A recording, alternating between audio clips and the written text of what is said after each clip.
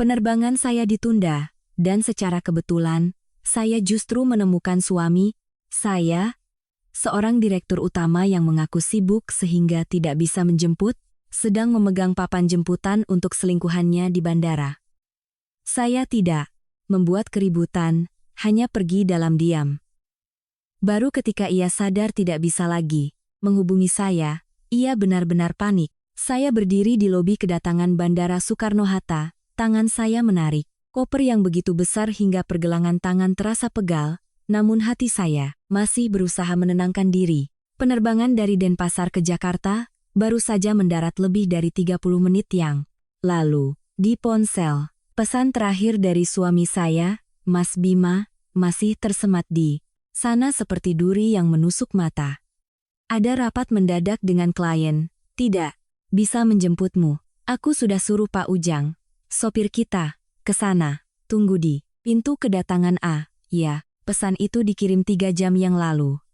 Saya sudah menunggu di pintu A selama hampir 40 menit, tidak melihat Pak Ujang, juga tidak ada penjelasan tambahan. Saya menelepon Pak Ujang, ponselnya mati. Saya menelepon Mas Bima, nada dering berbunyi sangat lama lalu mati sendiri. Di tengah lalu lalang orang dan pengumuman penerbangan yang bersahutan, saya tiba-tiba merasa begitu kesepian, hingga terasa konyol. Di dalam koper ada oleh-oleh yang saya beli untuk seluruh keluarga suami. Beberapa kotak pie susu untuk ibu mertua, beberapa bungkus kopi Kintamani untuk bapak mertua, dan sebuah jam tangan olahraga untuk adik ipar saya, karena ia bilang sedang berencana memulai bisnis dan perlu berpenampilan lebih profesional. Ada juga beberapa tas berisi oleh-oleh khas Bali lainnya untuk kerabat dari pihak suami yang setiap tahun harus saya ingat namanya, seleranya, dan kebiasaan memberi hadiahnya. Saya membelinya dalam 3 hari perjalanan dinas yang singkat, memanfaatkan waktu istirahat makan siang, menyempatkan diri berjalan-jalan di malam hari, menyusuri jalanan yang padat, hanya karena saya pikir saya adalah menantu, seorang istri, orang yang seharusnya peduli pada semua hal itu. Setelah menunggu 5 menit lagi, saya memutuskan untuk memesan taksi sendiri. Sambil menarik koper melewati jendela kaca area penjemputan VIP, tanpa sadar, saya mengangkat kepala. Hanya karena satu kali mengangkat kepala itu, seluruh tubuh saya kaku seolah baru saja disiram sember air es dari ujung kepala. Berdiri di balik pintu kaca, yang terang benderang itu adalah Mas Bima, suami saya. Orang yang baru saja mengirim pesan bahwa ia sibuk rapat, begitu sibuk, hingga sopirnya pun tidak bisa menjemput istrinya. Ia mengenakan setelan jas biru tua yang saya belikan 2 bulan lalu, rambutnya disisir rapi, wajahnya berseri-seri sebuah ekspresi yang selama 3 tahun pernikahan kami, hampir tidak pernah saya lihat di wajahnya. Setiap kali ia menjemput saya dari manapun, di tangannya ada sebuah papan putih dengan tulisan merah yang sangat besar. Selamat datang di rumah, bidadariku. Saya membeku. Saya tidak perlu menebak siapa yang ia tunggu, karena sedetik kemudian, dari jalur kedatangan prioritas, seorang perempuan muda menarik koper berwarna krem berjalan keluar. Ia mengenakan gaun panjang, rambutnya bergelombang lembut, bibirnya merah, kulitnya putih, dan cara berjalannya menunjukkan bahwa ia tahu betul dirinya sedang ditunggu. Begitu melihat Mas Bima, ia tersenyum lebar lalu berlari ke arahnya. Mas Bima merentangkan tangan untuk menyambutnya, bukan penyambutan formal, bukan penyambutan antar rekan bisnis. Ia memeluk perempuan itu, menunduk untuk mengecup rambutnya dengan lembut, begitu alami seolah hal itu sudah terjadi ratusan kali. Tangan Mas Bima mengambil alih koper perempuan itu. Tangan yang satunya ia letakkan di pinggang perempuan itu, memegangnya dengan erat, sangat akrab. Saya mendengar sesuatu di dalam kepala saya retak, tidak keras, tidak dahsyat. Hanya sebuah suara kerak yang kering, seperti ketika lapisan es yang terlalu tipis akhirnya pecah. Saya tidak cunsan cencu, tidak juga berteriak atau menangis. Entah, karena terlalu syok atau karena pada saat itu, hati saya mendingin lebih cepat. Daripada amarah manapun, saya diam-diam mengeluarkan ponsel, mengambil beberapa foto berturut-turut, profil sampingnya, senyumnya, lengannya yang melingkari pinggang perempuan itu, dan papan konyol di tangannya. Begitu jelas hingga jika ia mencoba menyangkal, ia tidak akan bisa. Setelah selesai, saya menyimpan ponsel ke dalam tas. Tangan saya terasa dingin, tetapi anehnya tidak gemetar. Saya berbalik dan menarik koper, berjalan lurus ke area taksi. Tidak ada yang memanggil saya. Tidak ada yang tahu saya baru saja berdiri di sana. Tidak ada yang tahu saya telah melihat semuanya. Di dalam taksi, saya menyebutkan alamat apartemen kami di kawasan Sudirman. Itu adalah apartemen yang kami beli setelah menikah. Mas Bima selalu bilang itu adalah rumah kami berdua. Tapi 70% dari uang mukanya adalah uang Saya ingat betul hari kami menandatangani akad jual beli, ia bilang. Perusahaannya sedang butuh modal, meminta saya untuk menanggung bagian awal, dan berjanji akan menggantinya nanti. Saya percaya. 3 tahun berlalu. Ia masih belum menggantinya. Taksi melaju, lampu-lampu malam Jakarta memantul di kaca jendela dalam. Kilatan buram. Saya membuka daftar kontak, dan menatap nomor Mas Bima. Untuk waktu yang lama. Saya tidak memblokirnya, juga tidak menghapusnya. Saya hanya mematikan fitur berbagi lokasi, menonaktifkan notifikasi prioritas, dan mengubah ponsel ke mode senyap. Sejak saat itu, saya tahu ada sesuatu dalam diri, saya yang telah mati total bukan cinta, karena jika cinta itu masih ada, rasa sakitnya akan terasa hidup, tetapi kemampuan untuk membohongi diri sendiri. Tiba di rumah sudah lewat jam 10 malam. Saat membuka pintu, saya mencium aroma parfum asing yang samar di udara. Manis, tajam, dengan aroma bunga putih yang pekat. Bukan aroma yang saya pakai, juga bukan aroma yang pernah ada di rumah ini sebelumnya. Di dekat pintu, sepasang sepatu kulit Mas Bima tergeletak, berantakan. Jasnya tersampir di sandaran sofa. Ia sendiri terbaring di sofa, seolah sangat lelah setelah seharian bekerja keras.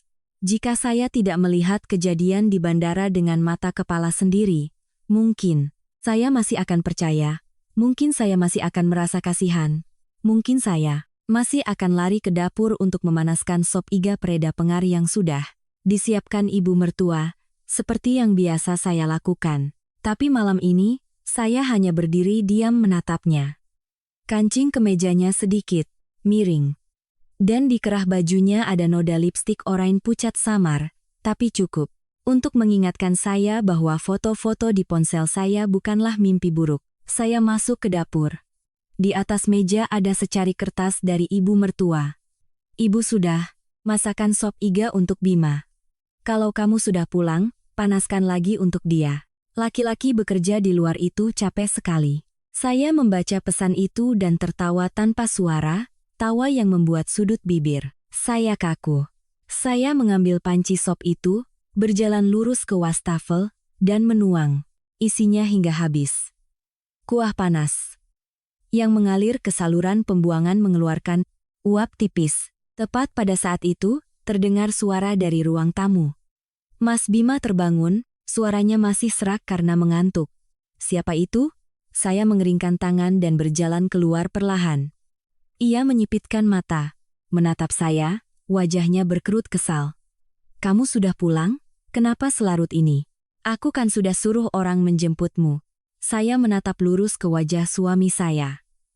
Untuk pertama kalinya dalam 3 tahun hidup bersama, saya melihat wajah itu begitu asing, seperti wajah orang lain. Saya menjawab, suara saya begitu tenang hingga saya sendiri merasakannya dingin. Iya, aku sudah pulang. Ia duduk, mengusap keningnya. Sopnya mana? Ibu memasaknya untukku. Saya berkata, sudah kubuang. Ia tertegun, lalu mengangkat kepalanya dengan cepat. Kamu bilang apa? Saya masih menatapnya, setiap kata terucap perlahan. Sudah kubuang. Sopnya sudah dingin, disimpan juga percuma. Wajah Mas Bima langsung menggelap. Laras, kamu ini kenapa? Ibu susah payah memasaknya seharian. Kamu bilang buang begitu saja? Sejak kapan kamu jadi tidak tahu diri seperti ini? Saya mendengar dua kata tidak tahu diri, dan hati saya tiba-tiba menjadi sangat tenang. Jadi, sampai saat ini, yang ia pedulikan hanyalah semangkuk sop. Bukan mengapa saya pulang sendirian dari bandara. Bukan mengapa sopirnya tidak datang. Bukan mengapa saya menatapnya seolah ia orang asing. Saya maju selangkah. Di bawah cahaya lampu yang putih dan dingin, saya bisa melihat dengan jelas kekesalan di matanya, dan juga bayangan diri saya sendiri. Di sana, seorang istri yang selama ini begitu sabar, hingga dianggap remeh. Saya bertanya pada Mas Bima, dibandingkan dengan sop iga itu, apakah insiden di bandara malam ini di mana kamu membawa papan bertuliskan, "Selamat datang di rumah bidadariku" tidak lebih pantas membuatmu marah? Begitu kalimat itu selesai, wajahnya memucat. Seluruh ruang tamu hening.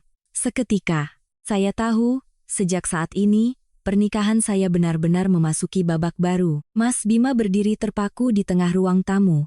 Matanya terbelalak seolah tidak percaya saya bisa mengatakan kalimat itu secara langsung. Dalam sekejap, ekspresi kesal di wajahnya lenyap, digantikan oleh rasa bersalah yang begitu kentara hingga saya tidak perlu menebak untuk tahu jantungnya sedang berdebar kencang. Ia mencoba tersenyum, tetapi senyumnya begitu kaku dan jelek. "Kamu ini bicara apa sih?" Saya tidak langsung menjawab. Saya mengeluarkan ponsel, membuka foto pertama, dan menunjukkannya di depan wajahnya.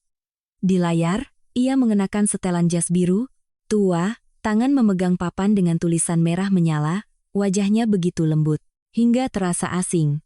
Foto kedua adalah saat ia memeluk pinggang perempuan itu. Foto ketiga adalah saat ia menunduk dan mengecup rambutnya. Saya melihat tenggorokannya bergerak, sedikit, wajahnya memucat perlahan. Setelah beberapa saat, ia akhirnya berhasil mengeluarkan beberapa kata, "Kamu memata-matai aku." Saya tertawa. Kali ini saya tertawa dengan suara, tetapi tawa itu tipis dan dingin seperti kaca di atas meja. "Aku memata-mataimu," ulang saya. "Kamu menjemput selingkuhanmu tepat saat pesawatku mendarat, lalu kamu menuduhku memata-mataimu? Atau kamu pikir Jakarta ini begitu kecil sampai aku bisa kebetulan menginjak sandiwaramu?" Ia mengatupkan rahangnya. Saya tahu tipe orang seperti dia. Ketika terpojok, hal pertama yang mereka lakukan bukanlah mengakui kesalahan, melainkan mencari cara untuk menyalahkan orang lain, asalkan dirinya tetap berada di posisi yang benar. Ia merendahkan suaranya, mencoba mengembalikan ketenangan yang biasa ia gunakan saat berbicara dengan rekan bisnis.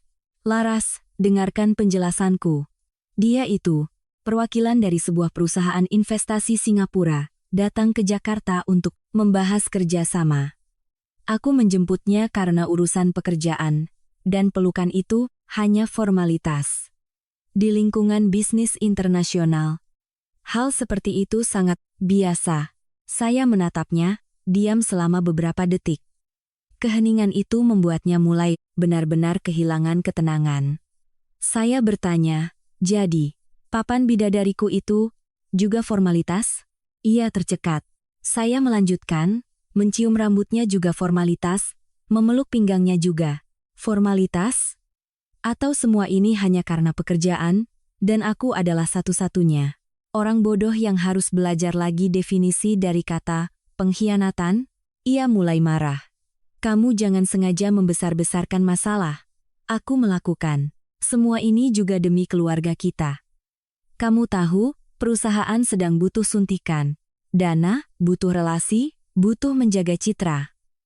Kalau proyek ini berhasil, nanti kamu mau apa juga bisa aku penuhi." Mendengar kalimat itu, saya merasa lebih lucu daripada sakit. Selalu seperti ini. Ketika tidak bisa lagi menyangkal, ia akan menggunakan keluarga sebagai tameng. Menggunakan masa depan untuk menutupi kebejatan saat ini, menggunakan keringatnya untuk pamer jasa, seolah-olah di seluruh dunia ini hanya dia yang tahu apa itu kerja keras. Saya melangkah mendekat, menatap lurus ke matanya. "Mas Bima, apa kamu Benar-benar berpikir rumah ini, mobil di luar sana, setelan jas yang kamu pakai, jam tangan di pergelangan tanganmu, semuanya hasil kerjamu sendiri? Ia terdiam. Saya mengucapkan setiap kata dengan perlahan. Selama 3 tahun ini, berapa uang yang kamu berikan setiap bulan? Aku ingat betul. Biaya hidup di rumah, tagihan listrik dan air. Uang untuk oleh-oleh atau angpau saat acara keluarga, biaya pengobatan orang tuamu, bahkan modal yang kamu pinjamkan untuk adikmu, membuka toko, sebagian besar berasal dari uangku. Apartemen ini saja, 70% DP-nya aku yang bayar. Mobil yang kamu pakai, perjanjian kreditnya, atas namaku sebagai penjamin. Bahkan saat kamu dirawat di rumah sakit tahun lalu, biaya ratusan juta rupiah itu aku yang carikan. Saya berhenti sejenak, lalu bertanya, jadi, sebenarnya siapa yang menopang rumah ini? Bibirnya terkatup rapat, dahinya mulai berkeringat. Saya tahu, ia tidak terbiasa melihat saya seperti ini. Di matanya dan di mata seluruh keluarganya, saya selalu menjadi orang yang pandai mengalah, bersuara lembut, tahu diri, apapun yang dikatakan selalu bisa saya telan. Justru karena saya terlalu lama mengalah, mereka mengira saya tidak tahu rasa sakit. Ia menggeram, kita ini suami istri, kenapa kamu menghitungnya sekecil itu? Kamu bicara seolah kita ini orang asing. Saya mengangguk. Benar. Karena sejak melihatmu memeluk wanita lain di bandara, aku sadar bahwa orang asing pun punya batas. Tapi kamu tidak. Setelah mengatakan itu, saya menarik laci di samping sofa, mengambil kertas, catatan dari ibu mertua tadi, meremasnya, dan melemparkannya ke tempat sampah di depannya. Mulai hari ini, aku akan menghitung. Menghitung setiap rupiah, setiap pekerjaan, setiap utang yang seluruh keluargamu sudah terbiasa gunakan dengan kebaikanku. Ia menatapku, matanya dipenuhi amarah dan kepanikan. Saya tidak membiarkannya menyela. Besok jam 10 pagi, ajak ibumu dan Rian ke kedai teh di Jalan Cikini. Raya, kita bicara sampai tuntas. Ia melotot. Kamu gila? Masalah rumah tangga kenapa harus menyeret ibu dan adikku? Saya tersenyum sinis. Karena masalah ini tidak pernah hanya tentang kita berdua. Dan sebaiknya kamu berdoa agar besok aku masih mau duduk dan bicara. Saya berbalik dan berjalan lurus ke kamar tidur. Di belakangku, suaranya terdengar lebih panik. Laras, berhenti. Saya tidak berhenti. Tangan saya sudah memegang gagang pintu, telapak tangan, saya dingin, tetapi pikiran saya luar biasa jernih. Saya tahu malam ini ia tidak akan bisa tidur. Dan saya juga tahu, ini baru permulaan. Pintu kamar tidur tertutup di belakang saya dengan bunyi klik yang sangat pelan. Tetapi cukup untuk memutus semua suara napas terengah-engah Mas Bima di ruang tamu. Saya berdiri diam di depan cermin selama beberapa detik. Di dalam cermin yang remang-remang oleh lampu kuning, tampak seorang wanita dengan rambut sedikit berantakan karena perjalanan panjang. Lipstiknya sudah pudar, matanya dihiasi lingkaran hitam karena lelah, tetapi tatapannya begitu aneh hingga saya sendiri merasa asing. Selama 3 tahun, saya terbiasa memainkan peran sebagai istri yang baik. Begitu baik hingga apapun yang dibutuhkan keluarga suami, saya siapkan. Begitu baik hingga apapun yang dikatakan suami, saya coba pahami. Begitu baik hingga bahkan ketika merasakan ada yang tidak beres, saya masih mencari-cari alasan untuk percaya bahwa itu hanya pikiran saya saja. Sekarang, kalau dipikir-pikir, bukan saya tidak tahu. Hanya saja saya tidak ingin percaya bahwa usaha, uang, dan masa muda saya telah salah ditempatkan di tangan seorang pria yang begitu buruk. Saya membuka laci paling bawah meja rias. Di bawah tumpukan buku catatan lama dan kotak perhiasan murah, ada sebuah ponsel lama dengan layar yang sedikit tergores. Saya menyambungkannya ke pengisi daya, menyalakannya. Cahaya biru pucat menerpa wajah saya. Setelah memasukkan kata sandi, semua yang saya sembunyikan selama lebih dari setahun muncul dengan jelas. Sebuah folder berisi catatan pengeluaran, sebuah folder berisi foto-foto kwitansi, sebuah folder rekaman suara, sebuah folder rekening koran, dan satu folder lain. Saya memberinya nama yang sangat singkat, keluarga Mas Bima. Di dalamnya ada kepingan-kepingan bukti yang saya kumpulkan dalam waktu yang lama. Hari ketika ibu mertua menelepon meminta uang untuk biaya pengobatan. Hari ketika adik ipar memohon meminjam modal untuk membuka toko. Hari ketika Mas Bima bilang harus menjamu klien, lalu pulang dengan aroma parfum aneh di bajunya. Hari ketika rumah atas nama saya sendiri menunjukkan tanda-tanda digunakan oleh orang lain seolah itu milik mereka.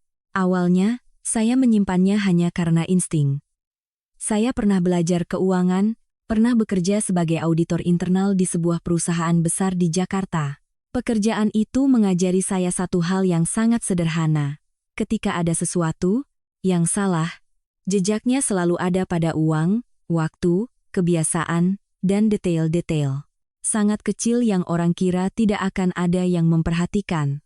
Ketika berpacaran dengan Mas Bima, saya berhenti dari pekerjaan itu karena ia bilang tidak ingin istrinya selalu sibuk dengan buku-buku dan laporan.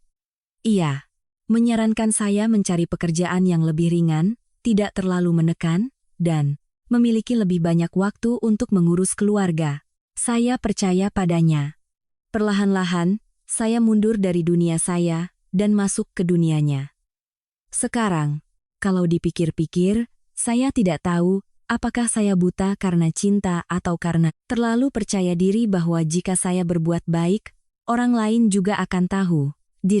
Di luar pintu, langkah kaki Mas Bima mondar-mandir beberapa kali lalu berhenti. Ia mengetuk pintu.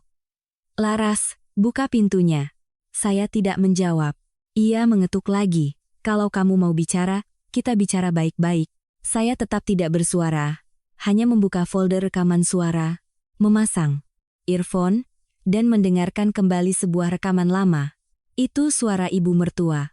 Saya, 3 bulan yang lalu. Rumah itu memang atas namamu, tapi kan tetap saja keluarga yang punya. Nanti juga jadi milik Bima, kan? Selanjutnya terdengar suara Mas Bima, lebih pelan tapi sangat jelas. Ibu, biarkan saja Rian tinggal di sana dulu, jadi tidak perlu bayar sewa. Soal Laras, biar nanti aku yang bicara. Mendengar itu, saya memejamkan mata. Ternyata, ada pisau yang tidak menusuk saat kita paling sakit. Pisau itu sudah tertancap di sana sejak lama. Hanya menunggu hari ketika kita cukup sadar untuk melihat gagangnya yang masih mencuat. Saya melepas earphone, membuka folder rekening koran. 3 tahun menikah, Mas Bima selalu bilang ia hanya menyimpan sedikit uang untuk keperluan kerja, sisanya untuk keluarga. Tapi transfer-transfer tidak wajar ke rekening ibunya, penarikan tunai tanpa alasan, kwitansi hadiah-hadiah mahal yang tidak pernah muncul di rumah, semuanya ada di sini. Saya tidak tahu persis kapan ia mulai berselingkuh, tapi saya tahu betul, ia sudah lama tidak menganggap saya sebagai istrinya. Seorang suami yang tulus tidak akan membiarkan istrinya membanting tulang membayar cicilan rumah, mobil, dan biaya rumah sakit, lalu berbalik, memeluk wanita lain dengan wajah selembut itu. Ponsel bergetar, pesan dari Mas Bima. Jangan berlebihan, bisa tidak? Disusul pesan kedua. Besok aku akan jelaskan semuanya.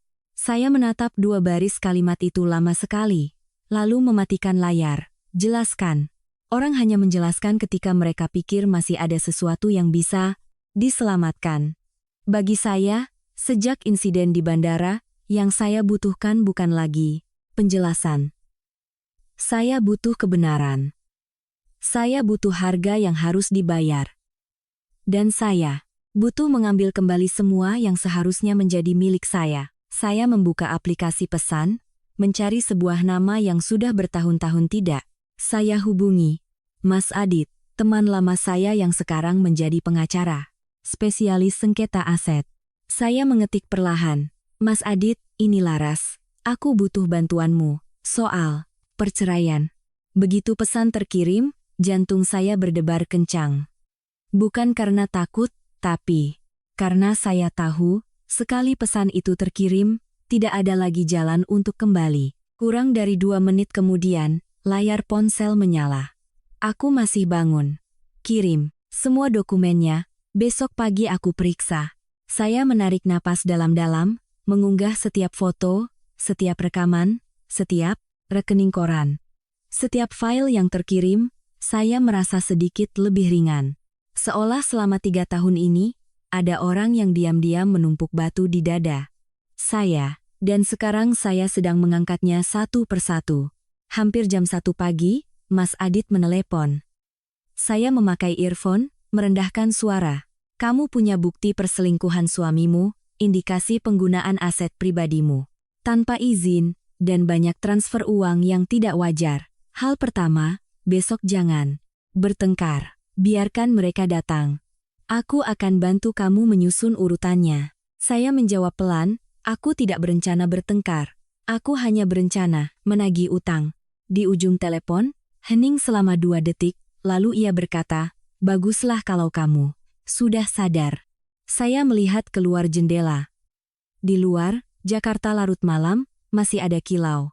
Lampu mobil di jalanan yang basah oleh embun.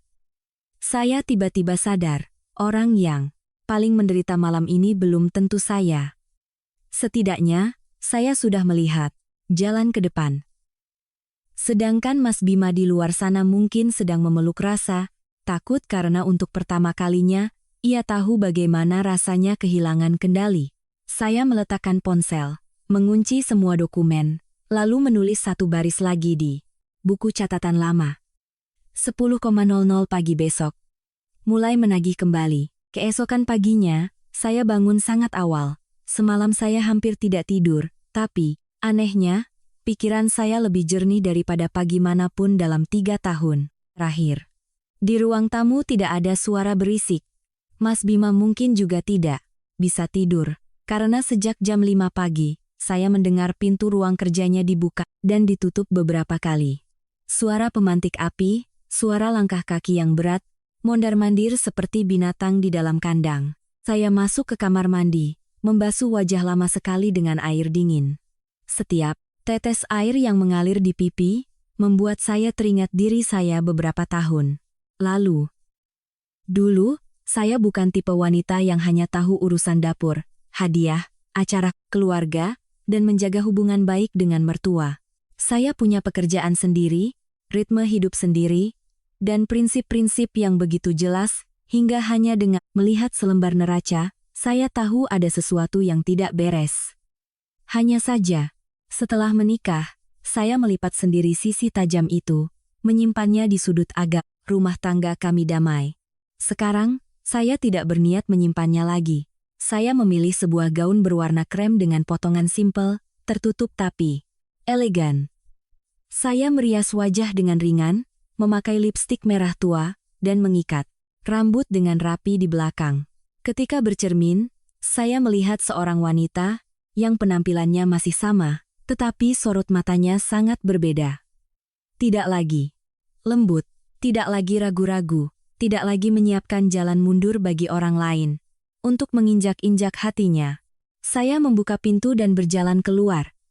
Mas Bima sedang duduk di sofa, matanya bengkak, kemejanya kusut, cangkir kopi di depannya nyaris tak tersentuh.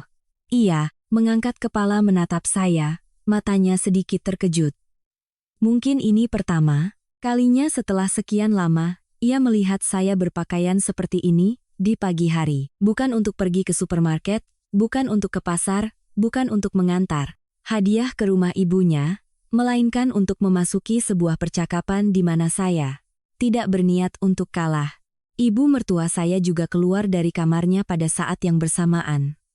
Ia menatap saya dari atas ke bawah, alisnya langsung berkerut. Kamu berpakaian seperti ini, mau kemana pagi-pagi? Saya menarik kursi di meja makan, menuang segelas air hangat untuk diri saya sendiri, baru kemudian menjawab, aku ada urusan di luar. Ibu mertua saya mendengus pelan.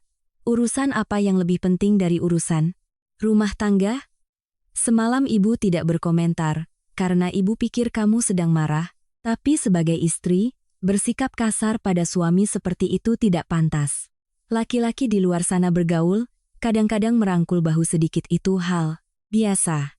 Kamu membuat keributan hanya akan mempermalukan keluarga. Saya mengangkat kepala menatapnya. 3 tahun ini saya sudah terlalu sering mendengar kalimat seperti itu. Mendengarnya sampai pada titik di mana saya pernah berpikir mungkin saya yang terlalu sensitif, picik, dan belum cukup baik untuk menjadi istri yang tahu diri. Tapi sekarang, saya baru sadar, kalimat-kalimat itu bukan untuk mengajari saya hidup dengan benar, melainkan untuk mengajari saya terbiasa diremehkan. Saya meletakkan gelas. Ibu, panggil saya dengan sangat tenang, aku juga berniat membicarakan ini sampai tuntas. Ibu mertua saya duduk di seberang, suaranya meninggi. Apalagi yang harus dibicarakan? Suami istri itu selesaikan masalah di dalam kamar. Kamu membuatnya seolah-olah dia selingkuh besar-besaran. Laki-laki itu kalau sedikit genit di luar, yang penting dia tahu jalan pulang. Wanita itu dinilai dari kemampuannya mempertahankan suami, bukan dari kemampuannya membuat drama. Setiap kata yang masuk ke telinga saya tidak lagi menyakitkan. Hanya membuat saya merasa lucu. Lucu karena ada wanita yang seumur hidupnya menderita, lalu ketika tua menganggap kepasrahan sebagai kebenaran untuk dipaksakan kepada orang lain. Saya menoleh ke arah Mas Bima. Ia menghindari tatapan saya. Jelas ia tahu ibunya sedang mengatakan hal-hal yang tidak masuk akal, tapi ia tidak mencegahnya. Iya, tetap seperti biasanya, dia membiarkan ibunya menjadi orang jahat untuknya. Saya mengangguk sangat pelan. Baik, jika ibu sudah bicara soal mempertahankan suami, aku juga akan bicara terus terang. Saya menatap lurus ke arah ibu mertua. Aku tidak punya niat untuk mempertahankan seorang pria yang baru saja memeluk wanita lain di bandara, sambil menggunakan uang istrinya untuk membiayai gengsi seluruh keluarganya. Suasana di meja makan tiba-tiba membeku. Ibu mertua saya menggebrak meja. Kamu bilang apa? Saya tidak menghindar. Aku bicara sangat jelas. Apartemen ini, DP-nya sebagian besar uangku. Mobil yang Mas Bima pakai, surat kreditnya atas namaku. Biaya rumah sakit saat dia operasi lambung, aku yang bayar. Modal untuk Rian membuka toko ponsel, aku yang berikan. Uang untuk hadiah kerabat dari pihak ayah setiap Lebaran, aku yang siapkan. Bahkan rumah atas namaku pribadi di Bintaro, keluarga. Ini juga sudah seenaknya memasukkan orang untuk tinggal tanpa pernah meminta izinku. Kali ini Mas Bima mengangkat kepalanya, raut wajahnya berubah drastis. Laras, geramnya. Jaga bicaramu. Saya menoleh padanya. Suara saya lebih pelan darinya, tetapi lebih tajam. Sedikit atau banyak tidak penting. Yang penting hari ini aku akan bicara yang benar. Wajah ibu mertua saya memucat sejenak, lalu langsung berteriak. Rumah di Bintaro itu rumah kosong. Membiarkan keluarga tinggal di sana apa salahnya? Kamu sudah menikah, milikmu juga milik suamimu. Keluarga suami butuh, kamu harus tahu. Diri dong, saya menatapnya, lalu menatap Mas Bima. Akhirnya saya mengerti mengapa seluruh keluarga ini bisa dengan santainya memanfaatkan kebaikan saya begitu lama. Karena di mata mereka, saya tidak pernah menjadi individu yang mandiri. Saya hanyalah sumber daya yang bisa bicara. Saya berdiri dan mengambil tas tangan. Tepat jam 10 pagi ini, aku tunggu Mas Bima, Ibu, dan Rian di kedai teh Purnama di Jalan Cikini Raya. Ibu mertua saya melotot. Mau bikin drama apa lagi? Saya tersenyum, senyum tipis yang cukup membuat Mas Bima dan ibunya terdiam. Bukan drama.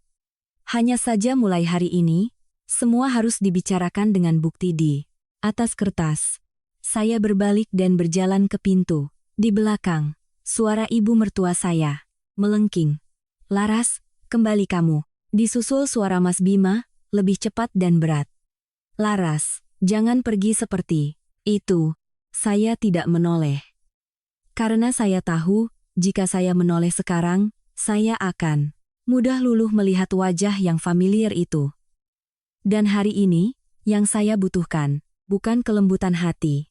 Yang saya butuhkan adalah akhir yang adil. Ketika pintu lift tertutup, saya melihat bayangan saya di lapisan baja tahan, karat yang mengilap. 3 tahun lalu, saya memasuki pernikahan ini dengan harapan membangun sebuah rumah bersama. Hari ini, saya melangkah keluar darinya dengan tekad untuk mengambil kembali setiap batu bata yang telah diambil orang. Kedai teh Purnama terletak di sebuah jalan yang tenang dekat Taman Ismail Marzuki. Fasadnya tidak besar tapi privat, cukup mewah untuk membuat orang merasa dihormati, dan cukup tertutup sehingga tidak ada yang ingin membuat keributan di sana.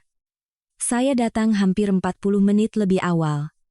Saya memilih ruang teh paling dalam di lantai 2, dengan pintu kayu tebal, pencahayaan lembut, meja kursi rendah, dan sebuah vas berisi bunga lili putih di tengah meja. Saya memesan 1 teko teh melati panas, sepiring kecil kue mochi, lalu duduk. Di luar jendela, sinar matahari pagi menyinari jalanan dengan lapisan cahaya, tipis, tetapi di dalam hati saya tidak ada lagi ruang untuk kelembutan apapun. Ponsel bergetar. Pesan dari Mas Adit. Aku sudah periksa dokumen yang kamu kirim. Secara garis besar. Bagian rumah atas namamu, aliran dana ke ibu mertua, dan indikasi adik iparmu tinggal di sana tanpa izinmu, semuanya bisa diperjelas. Biarkan mereka bicara lebih dulu. Saat mereka mulai kehilangan ketenangan, kamu akan menang. Saya selesai membaca, lalu mengunci layar dengan perlahan. Dulu saya memang pernah berpikir, menang atau kalah dalam pernikahan adalah hal yang konyol. Tetapi ketika orang memanfaatkan kepercayaanmu, mengambil uangmu untuk membiayai seluruh keluarganya, dan kemudian mengkhianatimu secara terang-terangan, maka soal menang atau kalah bukan lagi tentang harga diri. Ini tentang keadilan. Pukul 9.93. Terdengar langkah kaki di lorong. Seorang pelayan membuka pintu. Yang pertama masuk adalah Mas Bima. Ia mengenakan kemeja biru muda, celana bahan gelap, rambut disisir rapi, tapi wajahnya masih kuyu karena kurang tidur. Di belakangnya adalah ibu mertua saya. Bibirnya terkatup rapat, tatapannya kesal, sekaligus waspada. Terakhir adalah Rian, adik Mas Bima, dengan gaya jalannya yang santai seperti biasa. Begitu duduk, ia menarik kursinya dengan suara berdecit keras seolah sengaja membuat kesal. Pintu baru saja tertutup, ibu mertua saya langsung angkat bicara. Laras, kamu, ini sebenarnya mau main sandiwara apa? Ada masalah? Bicara di rumah kan bisa. Kenapa harus menyeret semua orang ke sini? Buang-buang uang saja. Saya meletakkan cangkir teh. Aku mengundang semua orang ke sini bukan untuk bertengkar. Aku ingin bicara sekali untuk selamanya, agar nanti tidak ada yang bilang aku tidak adil. Rian tersenyum sinis. Mbak Laras, kayaknya Mbak terlalu berlebihan deh. Soal Mas Bima tidak menjemput Mbak, paling-paling minta maaf juga selesai. Ini sampai bawa seluruh keluarga ke sini kayak rapat pemegang saham. Saya menoleh ke arah Rian. Memang benar ini rapat. Karena selama 3 tahun, ini, uangku, rumahku, tenagaku, semuanya dipakai oleh keluargamu seolah kalian semua punya saham di dalamnya. Kalimat itu membuat Rian terdiam. Mas Bima mengerutkan kening. Laras, jaga bicaramu. Saya tersenyum. Menjaga? Seharusnya kamu yang mengatakan itu. Ruangan menjadi hening. Saya membuka tas, mengeluarkan setumpuk dokumen yang sudah dijepit rapi berdasarkan kategori. Setiap lembar kertas saya letakkan dengan tertib di atas meja. Dokumen pertama, daftar transfer dari rekening pribadiku ke rekening Mas Bima selama 3 tahun terakhir. Dokumen kedua, rincian pengeluaranku untuk apartemen di Sudirman, termasuk uang muka, interior, biaya layanan, perawatan, dan kwitansi perbaikan. Dokumen ketiga, dana bantuan untuk Rian membuka toko. Ponsel. Rian langsung setengah berdiri. Aku kan tidak berutang pada Mbak, kenapa Mbak? Bicaranya seolah aku merampok. Saya menatapnya, suara saya datar. Benar, kamu tidak berutang. Karena waktu itu, kamu bilang padaku, kita kan keluarga, saling bantu. Nanti kalau bisnisnya sudah jalan, aku pasti tahu diri. Aku tidak pernah meminta surat utang karena aku pikir aku sedang membantu keluarga. Tapi jika keluarga itu menganggap bantuan sebagai hal yang wajar, maka mulai hari ini aku akan menyebutnya dengan nama yang benar. Ibu mertua saya menggebrak meja dengan keras. Laras, bicaramu yang sopan. Kamu, itu menantu, membantu keluarga suami sedikit memangnya kenapa? Dari dulu juga. Begitu? Wanita kalau sudah menikah ya harus berbakti pada keluarga suami. Saya menatap lurus ke arahnya. Berbakti bukan berarti membiarkan orang lain mengambil semuanya. Baik hati bukan berarti dianggap sebagai dompet berjalan. Mas Bima yang sedari tadi diam, akhirnya angkat bicara. Laras, kamu mau berapa? Bilang saja langsung. Jangan berbelit-belit seperti ini. Mendengar itu, tenggorokan saya terasa dingin. Sampai saat ini, ia masih berpikir saya melakukan semua ini hanya untuk menuntut kompensasi uang. Seperti sebuah tawar-menawar antara dua orang yang hubungannya masih bisa diselamatkan. Saya menarik selembar kertas lagi ke hadapannya. Itu adalah foto dari bandara. Foto pertama, lalu kedua, lalu ketiga. Setiap kali selembar foto diletakkan, raut wajahnya semakin buruk. Saya berkata, kamu pikir aku mau berapa? Tidak, aku tidak mau tambahan apa-apa. Aku hanya mau mengambil kembali apa yang menjadi milikku dan membuat orang-orang yang menganggap kesabaranku sebagai kebodohan harus membayar harganya. Wajah ibu mertua saya memucat.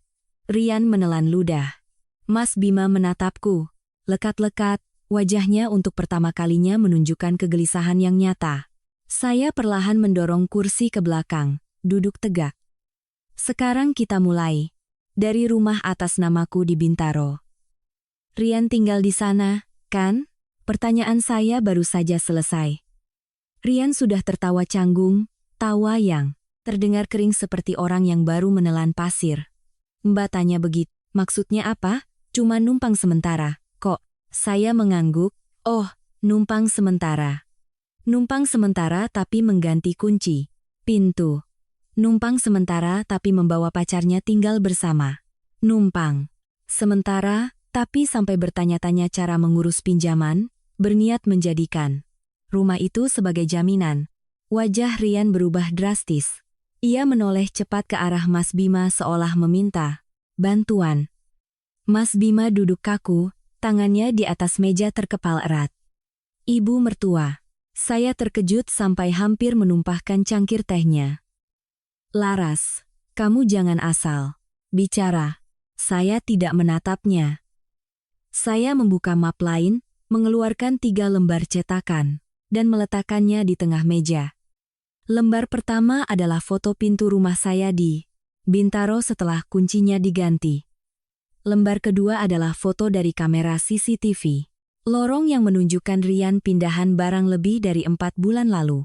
Lembar ketiga adalah tangkapan layar percakapan antara Rian dan seseorang bernama Dodi, menanyakan tentang penggunaan rumah atas nama kerabat untuk membuktikan domisili, lalu berencana mencari modal. Begitu melihat kertas-kertas itu, Rian panik.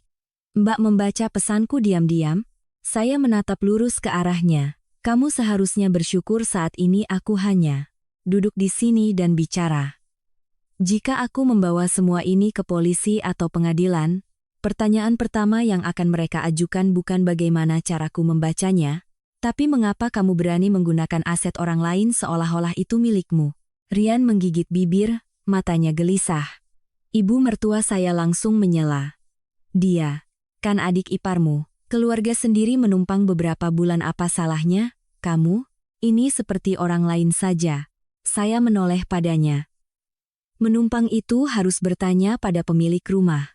Menumpang itu tidak boleh mengganti kunci. Menumpang itu apalagi tidak punya hak untuk berpikir menggadaikan rumah orang lain. Atau dalam pikiran ibu, asal statusnya keluarga, boleh mengambil apapun dariku? Ia terdiam sejenak. Lalu suaranya melengking lebih tinggi. Jangan memutarbalikkan kata. Keluarga suami sudah menafkahimu 3 tahun ini, Kamu, berkorban sedikit memangnya kenapa? Kali ini saya tidak tertawa lagi. Saya menatap lurus ke arahnya. Setiap kata diucapkan pelan dan tajam. Siapa menafkahi siapa? Hari ini kita perjelas. Selama 3 tahun, tagihan listrik dan air apartemen Sudirman aku yang bayar, biaya layanan aku yang bayar, perbaikan dapur, ganti AC, interior, aku yang bayar. Waktu ayah Mas Bima masuk rumah sakit, aku yang bayar. Rian buka toko, aku yang kasih modal. Hadiah untuk kerabat, acara keluarga, lebaran, aku yang urus. Lalu ibu bilang keluarga suami menafkahiku. Dengan apa? Suasana di ruangan itu seolah kehabisan udara. Mas Bima duduk diam, wajahnya pucat tapi masih belum mau membuka mulut. Saya mengerti apa yang sedang ia pikirkan. Ia sedang menimbang, apakah terus diam membiarkan ibu dan adiknya menghadapi ini sendiri, atau angkat bicara untuk menyelamatkan sedikit posisinya. Tapi sebelum ia sempat memilih, saya sudah mendorong setumpuk kertas lain di hadapannya. Ini adalah salinan rekening koran transfer yang kamu kirimkan ke ibumu selama 3 tahun terakhir. Totalnya tidak kurang dari 700 juta rupiah, di antaranya banyak yang ditarik tunai tepat setelah aku mentransfer uang ke rekeningmu untuk urusan keluarga. Ibu mertua saya melotot. Mas Bima langsung berkata, itu uangku untuk ibu. Saya mengangguk. Jika itu uang pribadimu, aku tidak peduli. Masalahnya adalah, selama masa pernikahan, banyak dari dana itu berasal dari harta bersama. Kamu mentransfernya tanpa persetujuanku, ibumu menerimanya, dan Rian menggunakannya. Kalian bertiga di sini, tidak ada yang tidak terlibat. Rian mulai emosi, suaranya menggeram. Mbak jangan berlebihan. Paling parah ya, aku pindah, kan? Selesai. Saya menatapnya. Pindah hanyalah langkah pertama. Kamu harus mengembalikan kunci. Mengembalikan kondisi rumah seperti semula, membayar semua biaya, kerusakan jika ada, dan membayar uang sewa selama kamu tinggal di sana. Rian menggebrak sandaran kursi. Mbak gila. Masa keluarga sendiri dihitung? Begitu. Saya duduk tenang, suara saya datar dan dingin. Benar, justru karena kalian sudah mengambil dariku sebanyak itu. Ibu mertua saya mendesah, menoleh ke Mas Bima. Lihat istrimu bicaranya seperti apa? Laras hari ini sudah benar-benar gila. Mas Bima akhirnya angkat bicara, tapi suaranya jauh lebih rendah dari saat di rumah. Laras, soal rumah itu biar aku yang selesaikan. Jangan mendorong masalah. Ini terlalu jauh. Saya menatapnya. Jauh. Kamu membiarkan adikmu tinggal di rumahku selama berbulan-bulan, bahkan berniat memakainya untuk mencari modal. Kamu memeluk wanita lain di bandara. Kamu mentransfer uang secara diam-diam ke ibumu. Apa? Kamu pikir sampai saat ini kamu masih punya hak untuk menyuruhku berhenti? Saya berhenti sejenak, lalu mengeluarkan sebuah amplop kuning pucat dari tas dan meletakkannya di depan Mas Bima. Ini yang paling penting, buka. Ia menatapku, jakunya bergerak sedikit. Dengan insting, ia tahu isi amplop itu. Bukan lagi sekadar pertengkaran keluarga, melainkan sesuatu yang bisa meruntuhkan semua yang sedang ia pegang. Mas Bima menatap lekat amplop di hadapannya, tangannya di tepi meja terkepal. Begitu erat hingga buku-buku jarinya memutih. Saya tidak mendesaknya. Saya hanya duduk tenang, mengangkat cangkir teh, dan menyesapnya sedikit. Membiarkan keheningan di ruangan itu menjadi tekanan yang menimpa pundak ketiga ibu dan anak itu. Ibu mertua saya yang pertama kali tidak sabar. Isinya apa itu? Dari pagi kamu cuma bikin drama. Kalau ada apa-apa, bicara langsung saja. Saya meletakkan cangkir teh. Aku sedang bicara sangat langsung. Hanya saja, keluarga ini sudah terbiasa menggunakan suara keras untuk menutupi kebenaran, jadi ketika melihat bukti tertulis yang nyata, kalian belum terbiasa. Wajahnya memerah. Rian duduk gelisah, matanya terpaku pada amplop seolah isinya bisa meledak kapan saja. Akhirnya, Mas Bima mengulurkan tangan dan membuka amplop itu. Di dalamnya ada setumpuk kertas tipis yang distaples dengan rapi. Lembar pertama adalah cetakan, rekening koran kartu kredit tambahan keluarga. Lembar kedua adalah faktur. Pembelian sebuah gelang berlian seharga lebih dari 200 juta rupiah di sebuah toko perhiasan ternama di Jakarta. Lembar ketiga adalah tangkapan layar dari akun media sosial perempuan di bandara. Ia mengangkat pergelangan tangannya, memamerkan gelang berkilauan itu dengan keterangan dalam bahasa Inggris, kejutan dari seseorang yang selalu tahu apa yang kuinginkan. Tanggalnya tepat, akhir bulan lalu, hari yang sama ketika Mas Bima bilang padaku ia harus mengeluarkan uang untuk menjamu klien dan butuh aku mentransfer sejumlah dana darurat. Saya melihat ekspresi wajahnya berubah dari pucat pasi menjadi kelabu. Ibu mertua saya belum sepenuhnya mengerti, tapi Rian sudah melihat angka di faktur. Ia nyeletuk, 200 juta lebih, kakak beli apa semahal itu? Mas Bima membentak pelan, diam. Saya menatapnya. Seharusnya kamu yang diam. Karena ini belum semuanya. Saya mengeluarkan selembar kertas lagi dan meletakkannya. Ini adalah daftar pengeluaranmu menggunakan kartu tambahan selama 6 bulan terakhir. Hotel, restoran, hadiah, tiket pesawat. Ada beberapa pengeluaran yang terjadi tepat pada hari-hari kamu bilang sedang dinas keluar kota. Aku sudah memeriksanya dengan sangat teliti. Mas Bima mengangkat kepala dengan cepat. Laras, kamu menyelidikiku sampai sejauh ini? Saya menjawab. Suara saya datar seperti permukaan air di musim kemarau. Aku tidak menyelidiki. Aku hanya memungut kepingan-kepingan yang kamu kira aku tidak cukup pintar untuk melihatnya. Ibu mertua saya panik dan menoleh ke putranya. Bima, ini maksudnya apa? Jelaskan, dong. Mas Bima mengatupkan bibirnya rapat-rapat. Saya tahu ia sedang berusaha memikirkan penjelasan baru, cerita baru, lapisan cat baru untuk menutupi bagian busuk yang sudah mulai terlihat. Tapi kali ini, saya tidak memberinya waktu. Saya mengeluarkan ponsel, memutar sebuah rekaman suara. Suara Mas Bima terdengar sangat jelas di ruangan kecil itu. Biarkan saja Rian tinggal di rumah itu dulu, jadi tidak perlu bayar sewa. Soal Laras, nanti pelan-pelan juga dia tahu. Rekaman itu hanya beberapa kalimat pendek, tapi sudah cukup. Cukup untuk membuat ibu mertua saya terpaku, cukup untuk membuat Rian menunduk, dan cukup untuk membuat Mas Bima mengerti bahwa hari ini saya datang bukan untuk mengancam. Saya datang untuk menutup buku. Ia tiba-tiba mendorong kursinya dan berdiri.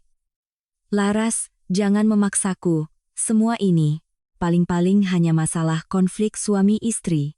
Kamu membesar-besarkannya juga. Tidak ada untungnya bagimu. Saya mendongak menatapnya. Saat ini, ketenangan di wajahnya sudah mulai retak. Ini pertama kalinya sejak kami menikah saya melihatnya benar-benar takut. Bukan takut kehilangan saya, tapi takut kehilangan semua yang ada di belakang saya. Dokumen, bukti, hukum, reputasi, dan uang. Saya berkata, kamu salah. Untung atau tidak, sekarang bukan lagi kamu yang menentukan. Dari semalam sampai sekarang, kamu selalu berpikir aku marah karena kamu selingkuh. Tidak, aku marah, tapi bukan itu yang membuatku memutuskan untuk duduk di sini. Saya menunjuk tumpukan kertas di hadapannya. Yang membuat benar-benar mengakhirinya adalah kenyataan bahwa kamu dan keluargamu, selain mengkhianatiku, juga diam-diam mengambil uangku, rumahku, dan kesabaranku, sebagai hal yang wajar. Kamu bukan hanya gagal sebagai suami, kamu juga bermasalah sebagai manusia. Mendengar itu, ibu mertua saya mulai panik. Laras, bicaramu keterlaluan. Bagaimanapun juga, kalian masih suami istri, masih ada perasaan. Kamu membuat keributan seperti ini, nanti bagaimana mau bertemu lagi? Saya menoleh padanya. Justru karena masih memikirkan perasaan, makanya aku mengundang kalian ke sini. Kalau aku sudah tidak memikirkan apa-apa lagi, berkas ini tidak akan ada di meja teh. Berkas ini akan ada di meja pengacara. Seluruh ruangan hening. Saya mengeluarkan satu map terakhir dari tas, lebih tebal dari yang sebelumnya. Saya meletakkannya tepat di depan Mas Bima. Di bagian atas, tertulis dengan huruf tebal. Draft perjanjian perceraian dan pembagian harta. Tangannya gemetar terlihat jelas. Rian mengangkat kepalanya dengan cepat. Ibu, mertua saya ternganga menatapku seolah melihat orang yang sama sekali asing. Saya bersandar di kursi, suara saya begitu tenang hingga ketenangan itu sendiri membuat orang lain merasa dingin. Sekarang, kita bicara soal perceraian. Dua kata perceraian baru saja terucap, seluruh ruangan seolah tercekik. Ibu, mertua saya yang pertama bereaksi. Ia berdiri, suaranya pecah karena panik dan marah. Laras, kamu benar-benar sudah gila, ya? Hanya karena sedikit salah. Paham? Kamu minta cerai? Kamu tahu tidak, wanita yang sudah menikah lalu bercerai itu harganya jatuh. Saya menatapnya. Jika ini terjadi dulu, mungkin kalimat harganya jatuh itu saja sudah cukup membuat saya gelisah semalaman. Tapi sekarang, saya hanya merasa kalimat itu begitu usang, seperti senjata yang sudah terlalu lama berkarat. Saya perlahan mendorong draft perjanjian itu ke arah Mas Bima. Baca. Mas Bima tidak bergerak. Matanya terpaku pada tulisan tebal di bagian atas. Dokumen itu, seolah-olah selama ia tidak menyentuhnya, semua ini belum benar-benar terjadi. Saya memiringkan kepala, suara saya tetap datar. Atau perlu aku bacakan? Saya membuka halaman pertama. Poin 1. Kedua belah pihak sepakat mengakhiri hubungan pernikahan atas dasar salah satu pihak telah melanggar secara serius kewajiban kesetiaan, serta melakukan tindakan penguasaan, penggunaan, dan pengalihan aset yang berkaitan dengan hak pihak lain tanpa izin. Mendengar itu, Rian menarik napas dalam-dalam. Ibu mertua saya menggebrak meja. Kamu bicaranya seperti membacakan dakwaan saja. Suami istri mana ada yang bicara dengan nada seperti itu? Saya mengangkat kepala menatapnya. Karena dari semalam sampai sekarang, aku sudah bicara dengan perasaan, tapi keluarga ini tidak mengerti. Jadi sekarang, aku bicara dengan dokumen. Mas Bima akhirnya mengambil tumpukan kertas itu. Saya melihat dengan jelas. Tangannya sedikit gemetar di ujung kertas. Ia membuka halaman kedua, ketiga. Semakin ia membaca, raut wajahnya semakin berat. Saya tahu apa yang ia lihat di sana. Apartemen di Sudirman ditetapkan sebagai harta yang terbentuk selama masa pernikahan, tetapi kontribusi awal saya jelas lebih besar. Rumah di Bintaro adalah aset pribadi atas nama saya sebelum menikah. Pihak suami tidak berhak menggunakan, menyewakan, atau mengalihkannya tanpa persetujuan saya. Uang yang saya transfer kepadanya, yang kemudian ia transfer lagi ke ibunya, serta pengeluarannya untuk selingkuhannya semuanya terdaftar dalam kelompok, item, dan waktu yang spesifik. Saya tidak perlu banyak bicara. Angka-angka yang diam di atas kertas itu saja sudah cukup membuat pria seperti dia merasa terhina. Ia membanting tumpukan kertas itu ke meja. Laras, kamu keterlaluan. Kapan kamu menyewa pengacara? Kamu diam-diam menyiapkan semua ini di belakangku sambil hidup normal seolah tidak terjadi apa-apa. Kamu pikir itu hebat? Saya menatap lurus ke matanya. Kamu mengkhianatiku di belakangku. Kamu membiarkan adikmu tinggal di rumah pribadiku di belakangku. Kamu mentransfer uang ke ibumu dan menggunakan uang bersama untuk membiayai wanita lain di belakangku. Lalu sekarang kamu masih bisa duduk di sini dan bertanya apakah aku hebat menyiapkan dokumen di belakangmu? Aku berhenti sejenak. Mas Bima, apa? Kamu tidak merasa pertanyaanmu itu tidak tahu malu? Ibu mertua saya terengah-engah, seolah dialah yang terpojok. Dia memang salah, tapi laki-laki mana yang tidak pernah khilaf? Soal uang dan rumah, itu kan urusan keluarga. Kenapa kamu harus bertindak sekejam ini? Saya menoleh padanya. Kejam? Orang yang kejam adalah orang yang memeluk wanita lain di bandara tepat saat istrinya sedang menunggu. Orang yang kejam adalah yang membiarkan adiknya tinggal di rumah istrinya dan bahkan berencana menggadaikannya. Orang yang kejam adalah yang menerima uang dari menantunya selama bertahun-tahun tapi masih mengajarinya untuk tahu diri. Ia terdiam, tak bisa berkata-kata.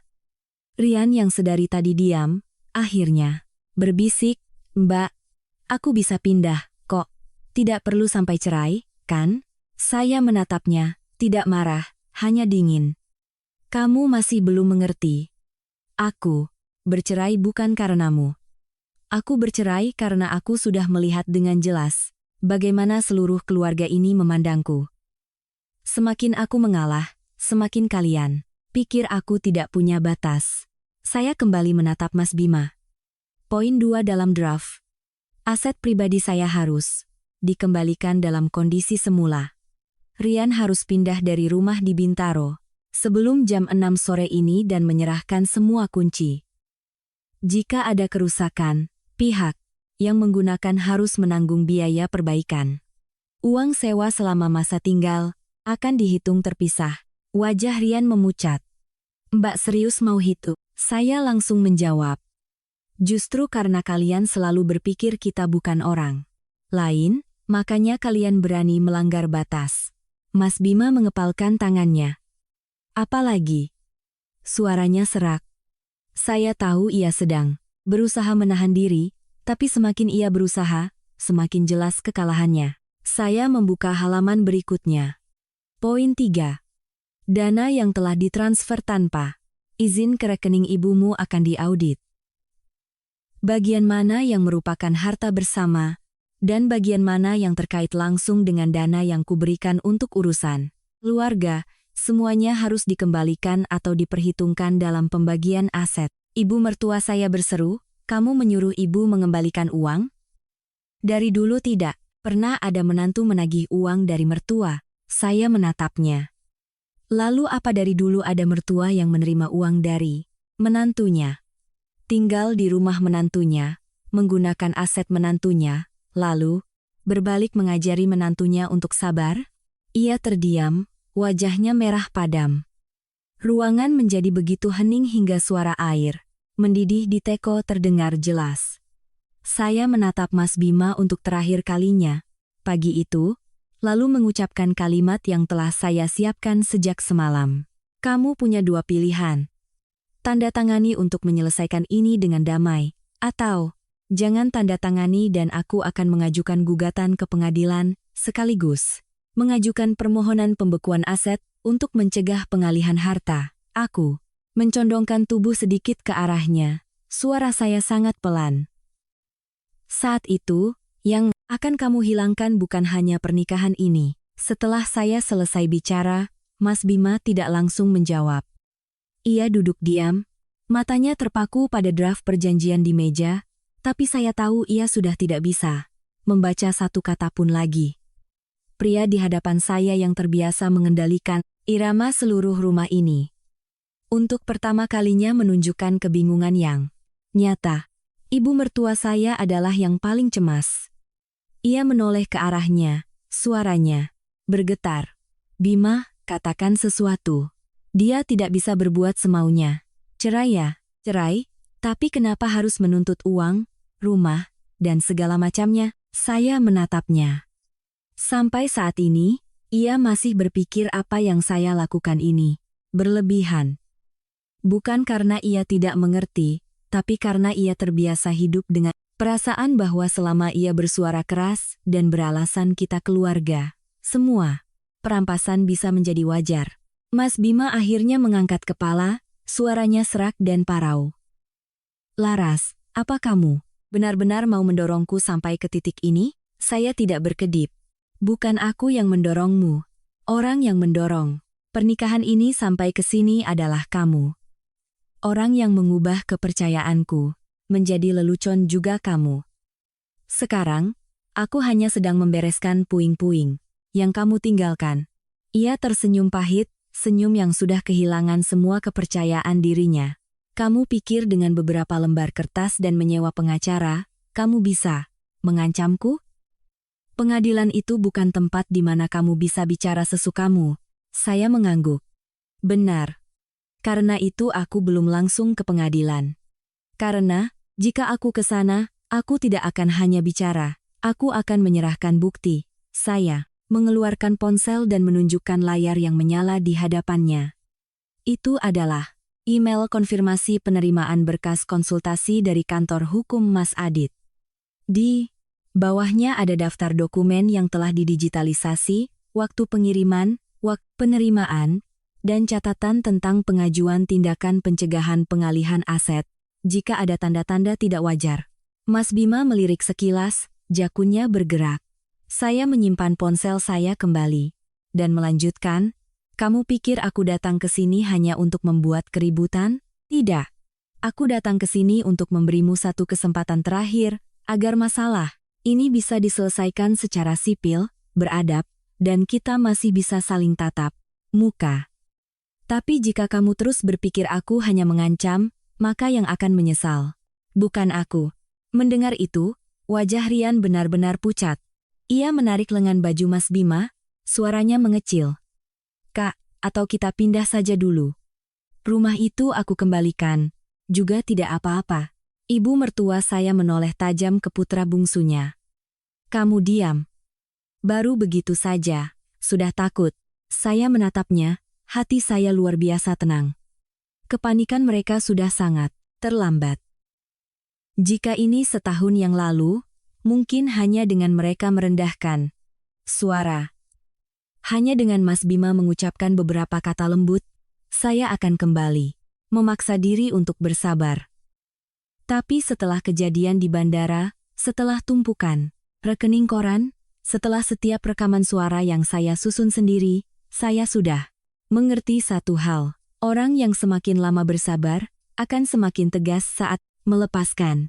Mas Bima menopangkan kedua tangannya di tepi meja, lalu perlahan berkata, "Kalau aku tanda tangan, apa yang kamu inginkan?" Saya menatap lurus ke arahnya. Itu baru pertanyaan yang paling layak didengar. Sejak pagi tadi, saya menarik draft perjanjian itu, membukanya ke halaman yang sudah ditandai. Pertama, cerai. Tidak ada perdebatan lagi soal perasaan. Kamu bersalah, aku punya bukti, jadi kita berhenti di sini. Kedua, rumah di Bintaro dikembalikan, dalam kondisi semula hari ini juga. Rian harus pergi sebelum jam 6 sore.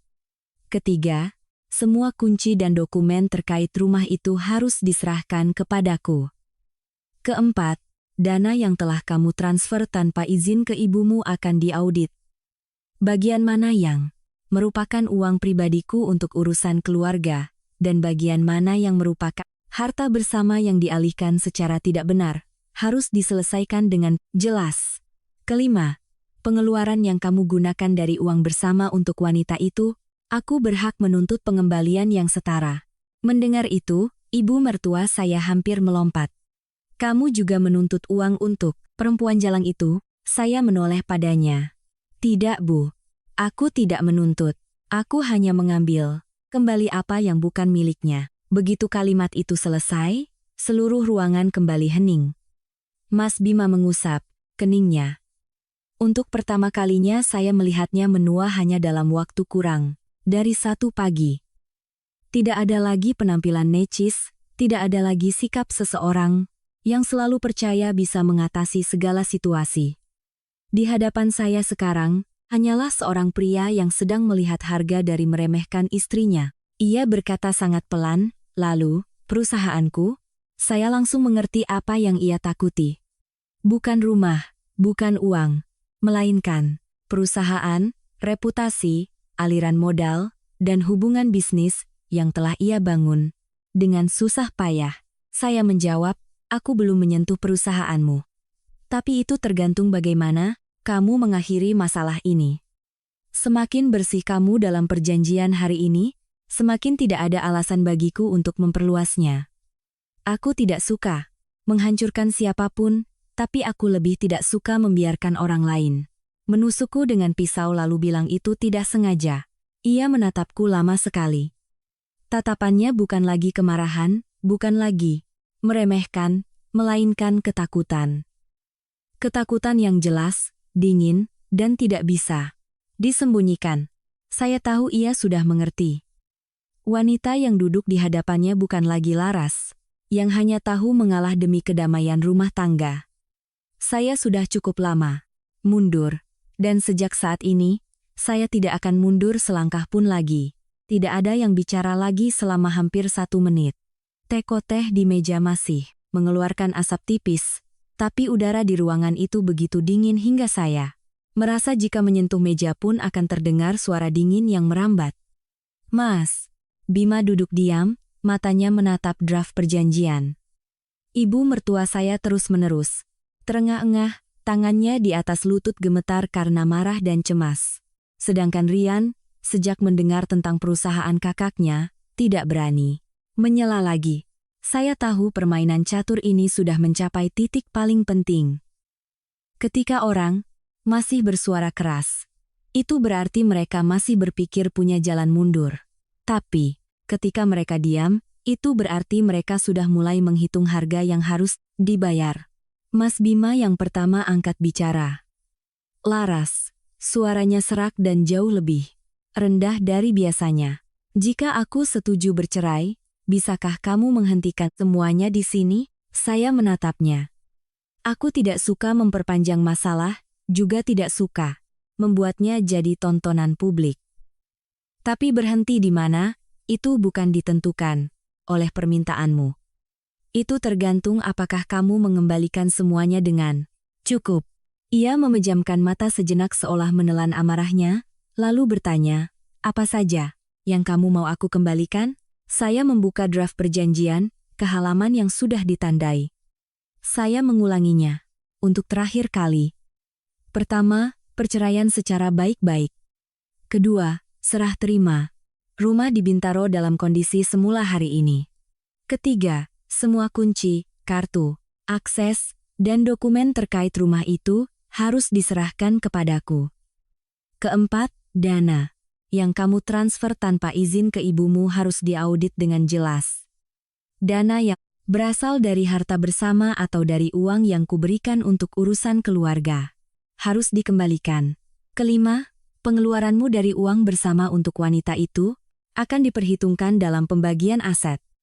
Keenam, mulai hari ini, kamu dan keluargamu tidak boleh masuk, menggunakan, atau menyentuh aset pribadi apapun atas namaku. Setelah saya selesai bicara, ibu mertua saya tidak tahan lagi. Kamu ini benar-benar kejam. Suami istri kok hitung-hitungan seperti berdagang. Seumur hidup ibu belum pernah melihat menantu sejahat kamu. Saya menoleh padanya. Kalau begitu, ibu juga belum pernah melihat menantu yang mengeluarkan uang untuk seluruh keluarga suaminya lalu dikhianati secara terang-terangan seperti aku. Ibu bilang aku perhitungan, tapi jika aku tidak menghitung, seluruh keluarga ini sudah mengambil semuanya. Ia terdiam, bibirnya bergerak-gerak tapi tidak ada kata yang keluar. Rian menunduk, tangannya mencengkeram tepi kursi. Ia tidak lagi sombong seperti di awal. Saya tahu ia sudah mengerti masalah ini tidak bisa diselesaikan hanya dengan beberapa bujukan. Saya kembali menatap Mas Bima. Kamu tanda tangan atau tidak, beri aku jawaban. Ia menatapku. Di matanya ada kelelahan, kekesalan, rasa malu, dan sedikit keengganan. Tapi di atas segalanya, ada ketakutan. Takut kehilangan perusahaan, takut kehilangan citra, takut kehilangan semua yang ia kira telah ia bangun. Dengan penampilan sukses dan mulut yang pandai menutupi, ia berkata, jika aku tanda tangan, apa kamu akan merahasiakan hubunganku dengan dia? Saya tersenyum sangat tipis. Tenang saja, aku tidak punya waktu untuk menceritakan kisah hidupku pada orang lain. Tapi aku juga tidak berjanji akan melindungi reputasimu jika nanti kamu berulah lagi. Ia menunduk, diam sangat lama. Lalu akhirnya ia mengambil pulpen di atas meja. Ibu mertua saya panik dan maju. Bima, kamu gila. Kalau kamu tanda tangan, semua hilang. Ia tidak menatap ibunya. Mungkin untuk pertama kalinya dalam hidupnya, ia juga mengerti bahwa ada hal-hal yang jika tidak ditandatangani, akan hilang lebih banyak lagi. Saya duduk diam melihat ujung pulpennya menyentuh kertas. Goresan pertama, sedikit gemetar. Goresan kedua, ketiga, perlahan menjadi lebih mantap. Ketika ia selesai menandatangani halaman terakhir, saya tidak merasa puas seperti yang saya bayangkan. Saya hanya merasa hampa, seperti sebuah ruangan yang sudah terlalu lama diobrak-abrik, dan ketika dibersihkan, yang tersisa bukan kebahagiaan, melainkan kelelahan. Rian melihat kakaknya menandatangani, wajahnya pucat pasi. Ia berbisik, "Mbak, Laras." Mbak, sore ini aku pindah, aku kembalikan rumahnya." Saya mengangguk. Sebelum jam 6, terlambat 1 menit, caraku akan berbeda. Ibu mertua saya melihat perjanjian yang sudah ditandatangani itu, bibirnya gemetar. Ia menoleh padaku, tatapannya penuh kebencian dan ketidakberdayaan. "Kamu melakukan ini? Apa kamu pikir hidupmu akan tenang setelah ini?" Saya menatap lurus ke arahnya. Setidaknya lebih tenang daripada hidup dalam pernikahan di mana setiap hari aku diremehkan. Saya menyimpan perjanjian itu ke dalam tas, berdiri, dan merapikan lengan baju. Ruangan teh itu sekarang sunyi senyap. Saya tahu bagi mereka, pagi ini adalah pukulan yang tidak terduga. Tapi bagiku, ini hanyalah hasil dari penindasan yang sudah terlalu lama. Saya berjalan ke pintu, lalu berhenti sejenak. Tanpa menoleh, saya berkata, "Sore ini aku akan ke Bintaro untuk menerima rumah. Jika ada satu barang pun yang hilang, aku tidak akan bicara selama hari ini." Setelah itu, saya membuka pintu dan berjalan keluar. Sinar matahari siang menyinari jalanan, begitu terang hingga menyilaukan mata. Saya menarik napas dalam-dalam. 3 tahun pernikahan, saya pernah berpikir hal tersulit adalah bertahan. Baru hari ini saya mengerti, hal tersulit bukanlah bertahan, melainkan berani mengakhirinya pada waktu yang tepat. Meninggalkan kedai teh, saya tidak langsung kembali ke apartemen di Sudirman. Saya duduk di dalam mobil selama hampir 10 menit, memandangi lalu lalang orang. Di jalanan sementara pikiran saya terasa anehnya kosong. Saya kira setelah Mas Bima menandatangani perjanjian, saya akan merasa puas. Ternyata tidak. Perasaan yang paling jelas saat itu adalah lelah.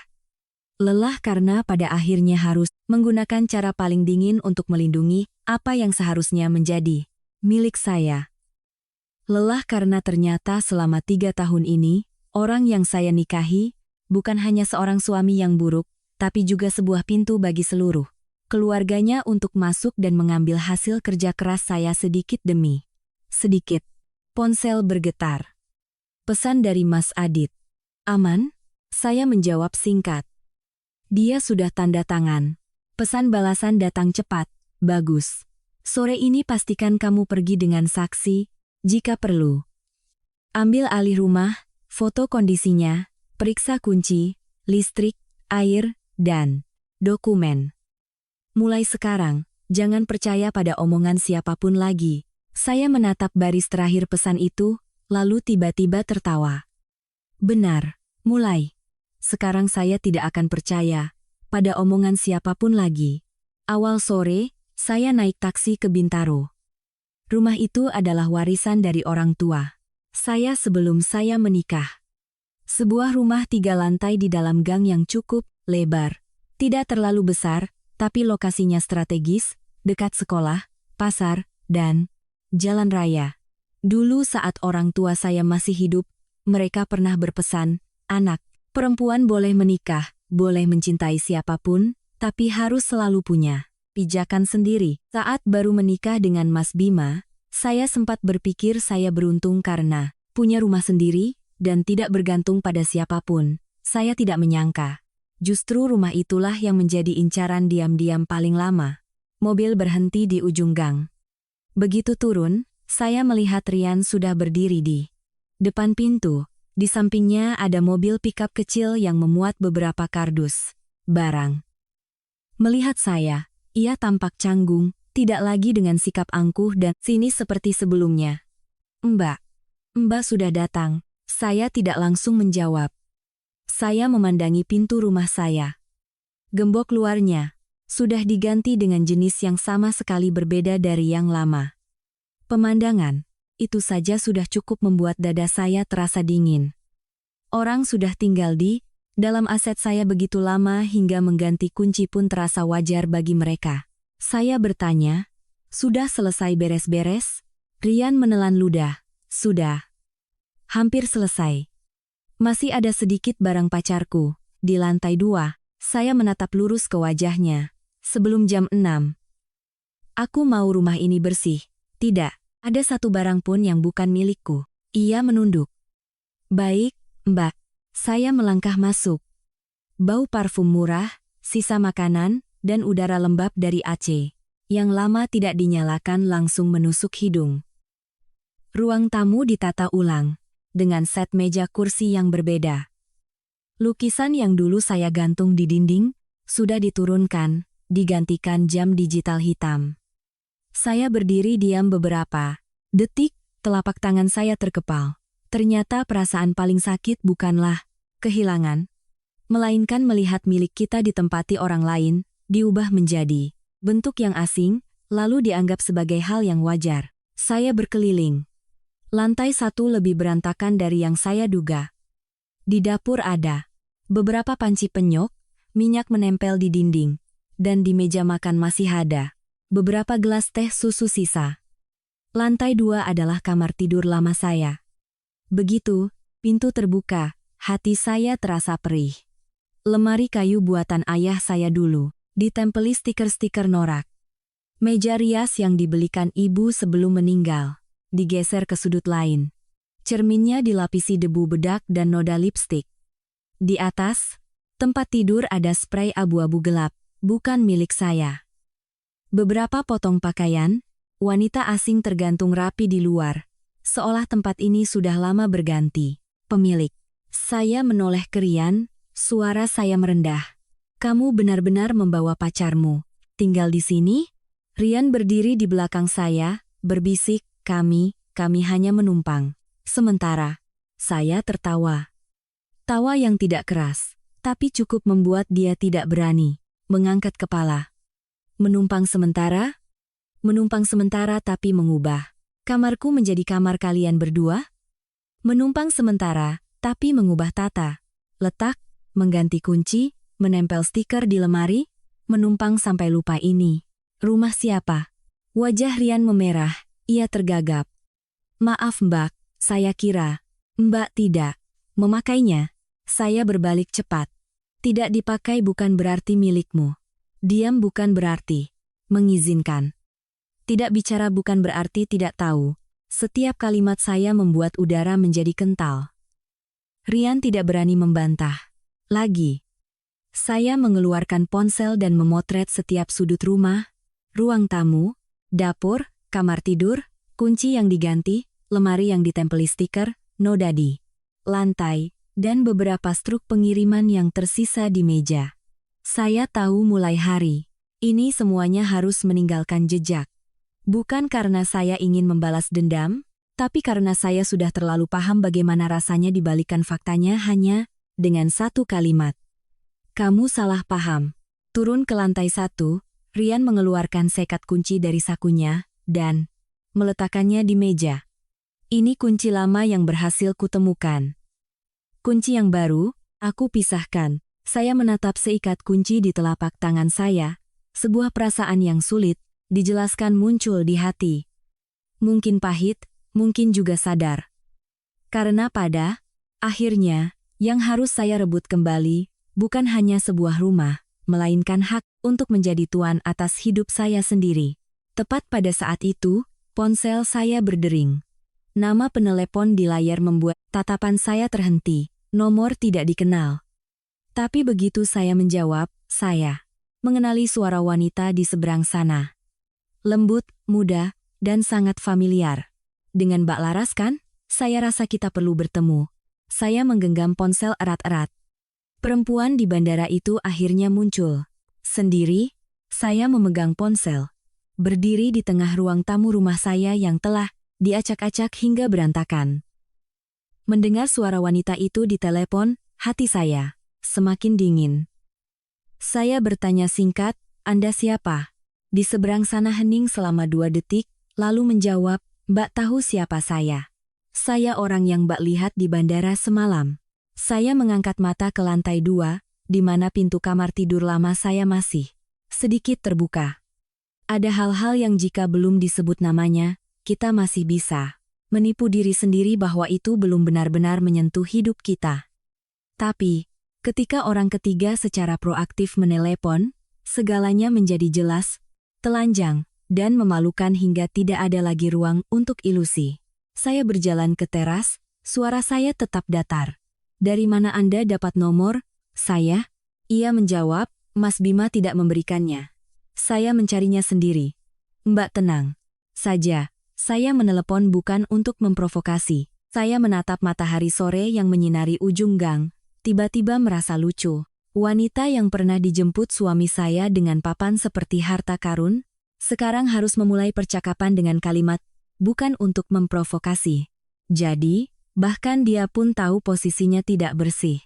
Saya bertanya, Anda mau apa? Di seberang sana, ia menghela napas pelan. Saya ingin bertemu Mbak sekali saja, ada beberapa hal yang mungkin Mbak perlu tahu. Saya diam. Tepat pada saat itu, Rian keluar dari rumah membawa kardus terakhir. Melihat raut wajah saya, ia tidak berani bertanya. Saya membalikkan badan ke arah gerbang, merendahkan suara dan menyebutkan sebuah alamat. Ia menjawab cepat, seolah sudah siap. Sebuah kafe di gang di Jalan Kemang. 15 menit lagi saya sampai. Saya menutup telepon. Rian berdiri terpaku di dekat pintu, tatapannya canggung. Mbak Laras, ada lagi yang perlu saya lakukan? Saya menatapnya. Selesaikan sisanya. Saya akan kembali lagi nanti. Sebelum saya pulang, rumah ini harus bersih. Rian mengangguk berkali-kali. Untuk pertama kalinya saya melihatnya benar-benar takut.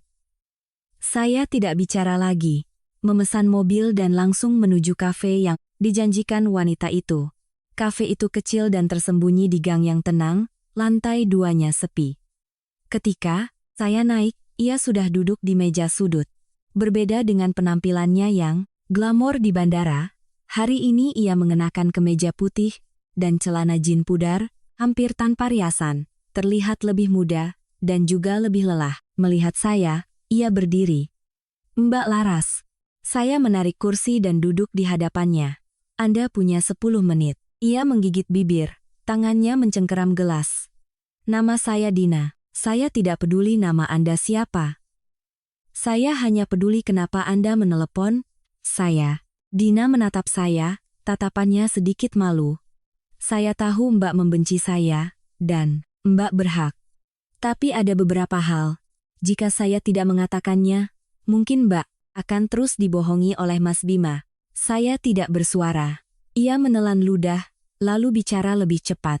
Mas Bima bilang pada saya, kalau dia dan Mbak akan segera berpisah. Dia bilang pernikahan kalian hanya di atas kertas, hidup bersama hanya karena aset dan menjaga nama baik keluarga. Dia bilang Mbak orangnya dingin, materialistis, dan selalu mengontrol keuangannya. Mendengar itu, saya tertawa. Dina mengangkat kepala, wajahnya memerah. Saya tahu sekarang kedengarannya konyol, tapi awalnya saya percaya. Saya hanya beberapa kali menjadi penanggung, jawab mitra media untuk perusahaannya, setelah itu dia yang aktif mendekati. Saya menatap lurus ke arahnya. Anda tahu dia sudah punya istri. Dina menunduk. Tahu, tapi saya kira. Saya memotong. Anda kira Anda pengecualian. Ia terdiam. Keheningan itu adalah jawabannya. Saya pernah menjadi wanita, dia juga wanita. Saya mengerti jenis pembenaran diri seperti itu. Seorang pria, beristri yang mengejarmu dengan gigih, menceritakan betapa kesepiannya dia, betapa tidak dipahaminya dia, dan betapa dia hanya bertemu orang yang tepat di waktu yang salah. Kata-kata itu begitu klise, tapi selalu ada saja yang percaya. Dina mengeluarkan sebuah amplop dari tasnya dan mendorongnya ke arah saya. Di dalam sini ada beberapa hal yang sebaiknya Mbak lihat. Saya tidak langsung menyentuhnya. Kenapa Anda memberikannya pada saya? Ia tersenyum pahit, matanya sedikit memerah. Karena baru pagi ini saya tahu, Mbak tidak seperti yang dia ceritakan. Saya juga baru tahu kalau saya bukan satu-satunya. Tangan saya terhenti. Saya tidak salah dengar? Dina mengangkat kepala menatap saya, ekspresinya penuh rasa malu dan getir. Tadi malam setelah dari bandara, dia mengirim pesan membujuk saya. Tapi pagi ini ketika saya menelepon balik, seorang wanita lain yang mengangkat. Dia memaki saya, menyebut saya perebut. Baru saya sadar, ternyata saya hanya salah satu dari mereka. Saya menatapnya beberapa detik, lalu mengambil amplop itu dan membukanya. Di dalamnya ada tangkapan layar pesan, riwayat transfer, foto beberapa hadiah, dan bahkan foto Dina bersama Mas Bima di sebuah hotel. Wajah saya tidak berubah, tapi telapak tangan saya terasa dingin. Bukan karena sakit lagi, tapi karena segalanya ternyata lebih kotor dari yang saya bayangkan. Dina berkata sangat pelan, gelang tangan kemarin bukan satu-satunya. Masih ada tas, ponsel, dan uang sewa apartemen jangka pendek. Ada beberapa pengeluaran yang dia bilang untuk perjalanan dinas, tapi sebenarnya untuk saya. Ia mengangkat kepala, matanya memerah. Saya tidak meminta Mbak memaafkan saya. Saya hanya berpikir, setidaknya Mbak harus tahu orang seperti apa yang sedang Mbak hadapi. Saya melipat kembali kertas-kertas itu dan memasukkannya ke dalam amplop. Anda memberi saya semua ini, apa imbalannya? Dina menggeleng. Tidak ada. Saya hanya ingin memutuskan hubungan sepenuhnya, dan mungkin ingin orang yang membuat saya bodoh. Selama ini juga menerima. Akibatnya, saat itu saya baru sadar, meskipun kami berada di pihak yang berbeda, kami berdua baru saja melihat wajah yang sama. Bedanya, saya butuh 3 tahun, sementara dia hanya beberapa bulan. Saya berdiri. Baik. Anggap saja hari ini Anda melakukan satu hal yang benar. Dina menatap saya, suaranya tercekat. Mbak Laras, saya berhenti. Jika Mbak butuh, saya bisa menjadi saksi. Saya tidak langsung berbalik. Di luar jendela kaca, matahari sore sudah mulai memudar. Langit berubah menjadi abu-abu kebiruan pertanda hari akan berakhir. Saya menjawab, jika dibutuhkan, saya akan mencari Anda. Lalu saya menuruni tangga.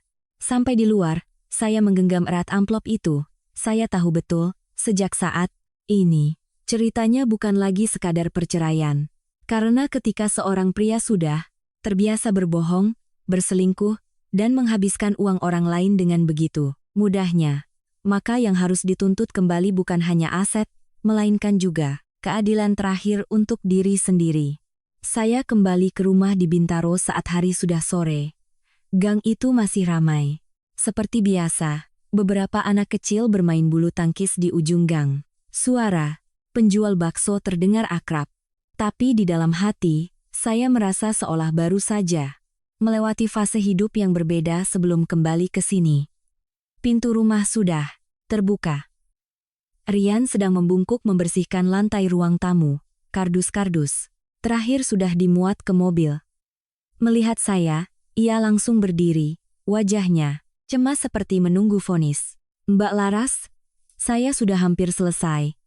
Kuncinya sudah saya letakkan di meja. Saya tidak langsung menjawab. Saya berkeliling rumah sekali lagi. Ruang tamu sudah lebih lega, dapur juga lebih bersih dari siang tadi. Kamar tidur di lantai 2 tidak lagi ada pakaian wanita asing yang tergantung. Spray lama sudah dilepas, tapi jejak bahwa pernah ada orang lain yang tinggal di sana masih ada. Goresan di pegangan tangga, lubang bor di sudut dinding, dan bekas air di meja. Rias kayu. Saya menyentuh goresan itu, hati saya terasa perih. Ada hal yang bisa diperbaiki, tapi ada hal yang sekali disentuh dengan cara yang salah, tidak akan pernah utuh lagi. Sama seperti kepercayaan, saya turun ke lantai 1. Rian masih berdiri di sana, matanya tidak berani menatap lurus. Kapan sisanya selesai? Sekitar setengah jam lagi. Saya mengangguk. Baik. Setelah selesai, foto seluruh kondisi rumah dan kirimkan padaku. Jika ada satu barang pun yang kurang, perhitungannya akan berbeda. Rian menelan ludah. Baik. Ia ragu sejenak, lalu tiba-tiba berkata, Mbak Laras, untuk yang sudah-sudah. Saya minta maaf. Saya kira Mbak orangnya baik, jadi kalimatnya menggantung. Tapi itu sudah cukup. Saya menatapnya, bibir saya tidak bergerak. Kamu kira aku baik? Atau kamu kira aku mudah ditindas? Wajah Rian memerah. Saya tidak bermaksud begitu. Aku tidak peduli apa maksudmu. Aku hanya mau kamu ingat satu hal. Baik hati, bukan berarti lemah, diam bukan berarti buta. Orang lain memberimu satu langkah, mundur. Bukan berarti kamu berhak maju 10 langkah. Rian menunduk dalam-dalam, tidak berani bicara lagi. Tepat saat itu, ponsel saya bergetar. Mas Bima. Saya menatap layar selama 2 detik sebelum menjawab. Di seberang sana hening sejenak, seolah ia sendiri tidak menyangka saya masih mau mengangkat teleponnya. Lalu suaranya terdengar, rendah dan lelah. Kamu di mana? Di mana aku berada sudah tidak ada hubungannya denganmu. Ia menghela napas pelan. Laras, aku mau bertemu denganmu. Ada beberapa hal yang perlu dibicarakan. Saya berjalan ke dekat pintu, memandangi senja yang perlahan turun di ujung gang. Dibicarakan? Apa kamu pikir sampai saat ini masih ada yang perlu kita bicarakan? Suaranya sedikit mengeras, seperti sedang menahan diri. Kamu baru saja bertemu Dina, kan? Saya terdiam sejenak. Bukan karena terkejut, tapi karena begitu cepatnya ia tahu. Saya menjawab, kamu mengawasinya, atau mengawasiku? Ia diam beberapa detik, lalu berkata, jangan dengarkan apa yang dia katakan. Dia tidak sesederhana yang kamu kira. Saya tertawa. Aneh sekali. Sampai saat ini kamu masih bisa menggunakan kalimat itu. Kamu mengkhianatiku, kamu mengambil uangku untuk membiayai orang lain. Kamu membiarkan keluargamu menganggap asetku sebagai milik bersama. Lalu sekarang, kamu menyuruhku jangan mendengarkannya. Suaranya tiba-tiba meninggi. Aku bilang begitu karena aku takut kamu terprovokasi dan membuat semuanya jadi lebih buruk. Lebih buruk? Ulang saya. Mas Bima, apa kamu sadar dari pagi sampai sekarang? Kamu selalu berpikir akulah yang membuat semuanya menjadi lebih buruk? Padahal, yang mendorongnya sampai ke titik ini adalah kamu. Di seberang sana kembali hening. Saya tahu ia sedang mengubah strategi. Baginya, setiap percakapan adalah tawar-menawar. Jika cara lembut tidak berhasil, ia akan mengancam. Jika mengancam tidak berhasil, ia akan memohon. Jika memohon gagal, ia akan memainkan emosi lama. Benar saja, suaranya melembut drastis. Laras, bagaimanapun juga kita pernah jadi suami istri. Aku akui aku salah. Tapi apa kamu harus mendorongku sampai ke ujung tanduk seperti ini? Saya memejamkan mata sejenak. Inilah yang membuat saya paling lelah. Orang yang berbuat salah selalu suka bertanya mengapa korbannya tidak cukup berbelas kasih. Saya menjawab sangat pelan, kamu salah. Aku tidak mendorongmu ke ujung tanduk. Aku hanya berhenti membiarkanmu terus mendorongku. Ia mendesah keras. Lalu bagaimana kamu baru puas? Saya memandangi rumah di belakang saya. Rumah peninggalan orang tua saya. Kehidupan yang saya bangun sendiri. Harga diri yang baru saja saya pungut kembali dari puing-puing. Lalu saya berkata, aku mau semuanya sesuai perjanjian. Dan aku mau mulai sekarang, kamu jangan pernah lagi muncul di hadapanku. Ia tertawa pahit di seberang sana, tawa yang begitu tipis hingga lebih terdengar. Seperti kehabisan napas daripada mengejek. Kamu pikir dengan tanda tangan, semuanya selesai? Laras, ada hal-hal yang tidak sesederhana yang kamu kira. Mendengar kalimat itu, sebuah firasat dingin tiba-tiba muncul. Apa maksudmu?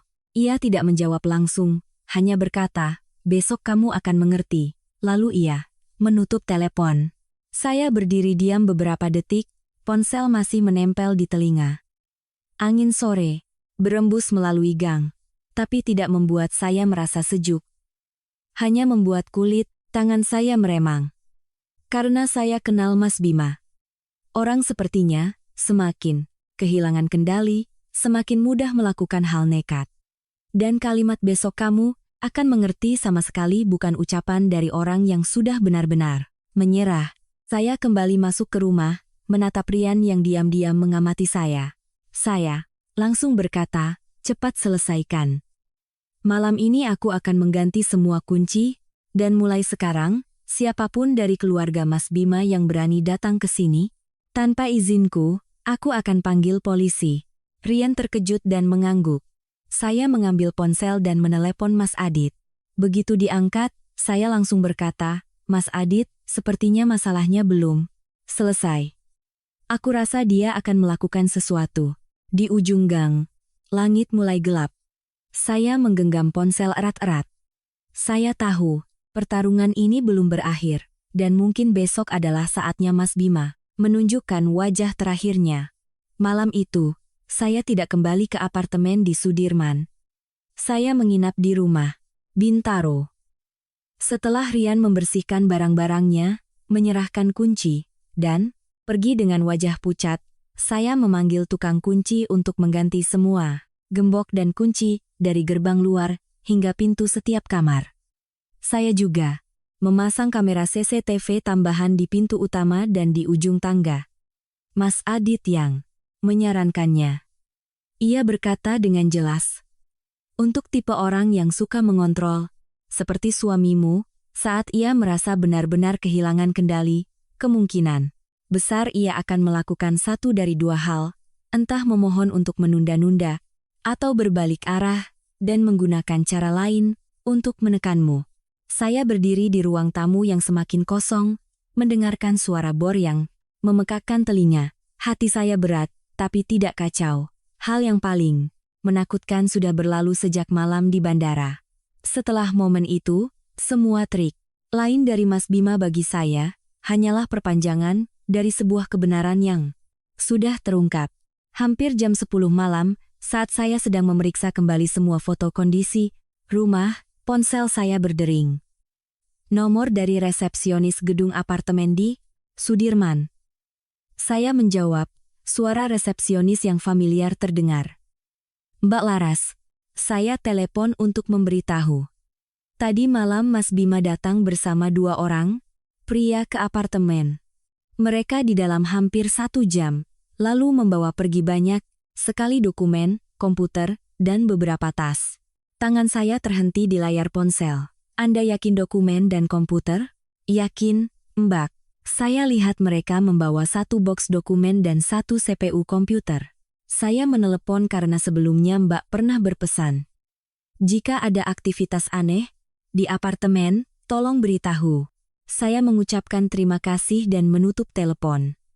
Di kepala saya, ucapan Mas Bima sore tadi langsung terngiang. Besok kamu akan mengerti. Ternyata ia tidak berniat memohon lagi. Ia berniat menghilangkan jejak. Saya langsung menelepon Mas Adit. Ia mengangkat dengan cepat. Saya baru dapat kabar. Dia sedang mengambil dokumen dari apartemen. Mas Adit diam sejenak, lalu berkata, tidak aneh. Orang seperti itu, ketika sadar tidak bisa menyelamatkan hubungan, akan beralih menyelamatkan uang dan bukti. Kamu masih menyimpan salinan dokumen-dokumen penting, kan? Semuanya ada. Bagus. Besok pagi-pagi sekali, aku akan menemanimu mengurus langkah selanjutnya. Tapi malam ini, jangan pernah datang ke apartemen itu sendirian. Saya berdiri, menarik tirai dan memandang gang yang sepi. Mas Adit pikir dia benar-benar mau mengalihkan aset, setidaknya, dia berniat menghapus jejak. Dan sangat mungkin, dia akan membalikkan cerita. Kalimat terakhir Mas Adit membuat punggung saya merinding. Maksud Mas, orang yang terpojok biasanya menggunakan 2 cara. 1, menyalahkan semuanya pada pihak lain. 2, menjadikan dirinya sebagai korban. Saya menutup telepon tanpa merasa sedih sedikit pun, hanya ada kejernihan, pikiran yang nyaris dingin. Benar saja, kurang dari 20 menit kemudian, ponsel saya kembali menyala. Kali ini pesan dari ibu mertua. Kamu sudah puas membuat keluarga ini hancur? Bima minum-minum dari sore sampai sekarang. Kalau terjadi apa-apa, apa kamu bisa menanggungnya? Saya membaca pesan itu tanpa merasa marah, hanya merasa sangat klise. Sampai saat ini, ia masih menggunakan cara yang sama, menjadikan kesehatan putranya sebagai jerat untuk leher saya, menggunakan ketakutan kalau terjadi apa-apa, untuk memaksa saya kembali ke peran istri yang penurut. Saya tidak menjawab, tapi beberapa menit kemudian, ia menelepon langsung. Saya menjawab. Suaranya di seberang sana bercampur tangis dan bentakan. Laras, pulanglah. Kalau ada apa-apa, kita bicarakan pelan-pelan. Dia sedang mabuk, merusak barang-barang di rumah, dan bilang hidupnya hancur karenamu. Saya bersandar di jendela, suara saya luar biasa tenang. Ibu salah telepon. Orang yang menghancurkan hidupnya bukan aku, tapi dirinya sendiri. Ia terisak. Kamu masih bisa bicara seperti itu? Bagaimanapun juga dia suamimu, pernah tidur seranjang denganmu. Kenapa kamu begitu kejam? Saya memejamkan mata sejenak. Tidur seranjang. 3 tahun ini. Setiap kali saya lelah, orang bilang wanita harus sabar. Setiap kali saya mengeluarkan uang, orang bilang menantu harus tahu diri. Setiap kali saya merasa ada yang janggal, orang bilang laki-laki di luar memang begitu. Sekarang, saat saya berhenti, mereka menyebutnya kejam. Saya menjawab dengan setiap kata yang jelas. Aku tidak kejam. Aku hanya berhenti menjadi bodoh. Di seberang sana hening. Saya melanjutkan, jika Mas Bima merusak barang, Ibu, panggil polisi atau kerabat lain. Jangan panggil aku. Mulai hari ini, urusannya bukan lagi tanggung jawabku. Saya menutup telepon. Malam semakin larut dan sunyi. Tapi keheningan itu hanya bertahan sampai lewat jam 11. Ketika layar ponsel kembali menyala karena nomor tidak dikenal. Saya menjawab. Tidak ada salam. Hanya suara Mas Bima yang serak, bercampur bau alkohol. Aku tanya jujur. Kamu pikir kamu sudah menang? Saya duduk di kursi, tidak langsung menjawab. Di seberang sana, ia tertawa. Singkat, tawa yang terdengar lelah dan sinis. Kamu kira dengan beberapa lembar kertas semuanya selesai? Kamu kira setelah aku tanda tangan, semuanya akan berjalan sesuai maumu? Saya berkata, setidaknya, tidak akan lagi berjalan sesuai maumu. Ia diam beberapa detik, lalu nadanya tiba-tiba berubah total. Tidak lagi memohon, tidak lagi berpura-pura tenang, hanya ada kemarahan yang telanjang. Laras, jangan paksa orang lain. Kamu percaya tidak, kalau aku mau, besok semua orang akan tahu kamu itu wanita seperti apa? Saya menggenggam ponsel erat-erat. Kamu mau mencemarkan nama baikku? Ia menyeringai. Mencemarkan nama baik? Kalau aku bilang kamu yang selingkuh duluan. Kamu yang diam-diam mentransfer uang, kamu yang mengarang cerita untuk merebut aset suami, menurutmu siapa yang akan orang percaya? Mendengar itu, hati saya kembali mendingin. Inilah dia, wajah terakhirnya. Ketika tidak ada lagi moralitas untuk dipegang, ia mulai memfitnah. Saya merendahkan suara, coba saja. Ia juga merendahkan suaranya, tapi setiap kata penuh dengan ancaman. Besok kamu akan lihat. Lalu ia menutup telepon. Saya duduk diam lama sekali di rumah yang baru saja saya dapatkan kembali. Di luar, lampu teras memancarkan seberkas cahaya tipis di lantai. Saya tidak menangis, juga tidak gemetar. Saya hanya membuka ponsel, menyimpan rekaman, telepon, mengambil tangkapan layar pesan dari ibu mertua, lalu mengirim semuanya ke Mas Adit. Kali ini saya tahu betul, besok bukan lagi soal negosiasi. Besok adalah saatnya saya membuka topeng terakhir Mas Bima. Keesokan paginya, saya bangun sangat pagi. Saya duduk di meja makan di rumah Bintaro. Di hadapan saya ada setumpuk berkas yang sudah dirapikan sejak semalam. Foto di bandara, rekening koran transfer, foto kondisi rumah, rekaman telepon, Mas Bima, pesan dari ibu mertua, dan amplop yang diberikan Dina kemarin. Setiap bukti tergeletak di depan mata, dingin dan jelas seperti sebuah neraca akhir. Untuk 3 tahun pernikahan. Pukul 10.30, Mas Adit datang. Ia mengenakan kemeja putih, membawa tas dokumen hitam. Wajahnya tenang seperti orang yang sudah terbiasa melihat pernikahan. Hancur karena keserakahan, pengkhianatan, dan penghinaan yang menumpuk. Ia duduk, memeriksa kembali semua berkas yang saya kirim semalam, lalu berkata, singkat, hari ini jika dia benar-benar menyebar fitnah tentangmu, kita akan langsung menanganinya. Mulai sekarang, kamu tidak perlu banyak bicara, biarkan dokumen yang bicara. Saya mengangguk. Tepat pukul 9, ponsel saya mulai bergetar terus-menerus. Pesan dari beberapa kenalan. Seorang teman lama bertanya apakah saya baik-baik saja. Seorang rekan kerja lama mengirimkan tangkapan layar sebuah unggahan di media sosial. Di dalamnya, sebuah akun anonim menceritakan kisah tentang seorang istri, materialistis, mengontrol suami, berselingkuh lebih dulu, lalu memutarbalikkan fakta untuk merebut aset. Tidak ada nama yang disebut, tapi setiap detailnya sengaja diarahkan kepada saya. Saya menatap tangkapan layar itu, hati saya luar biasa tenang. Mas Bima benar-benar memilih cara paling pengecut. Tidak berani mengakui kesalahan, hanya berani mengarang cerita untuk menyeret orang lain ke dalam lumpur bersamanya. Mas Adit meliriknya sekilas, lalu berkata, makin bagus. Semakin dia begini, semakin dia menggali lubangnya sendiri.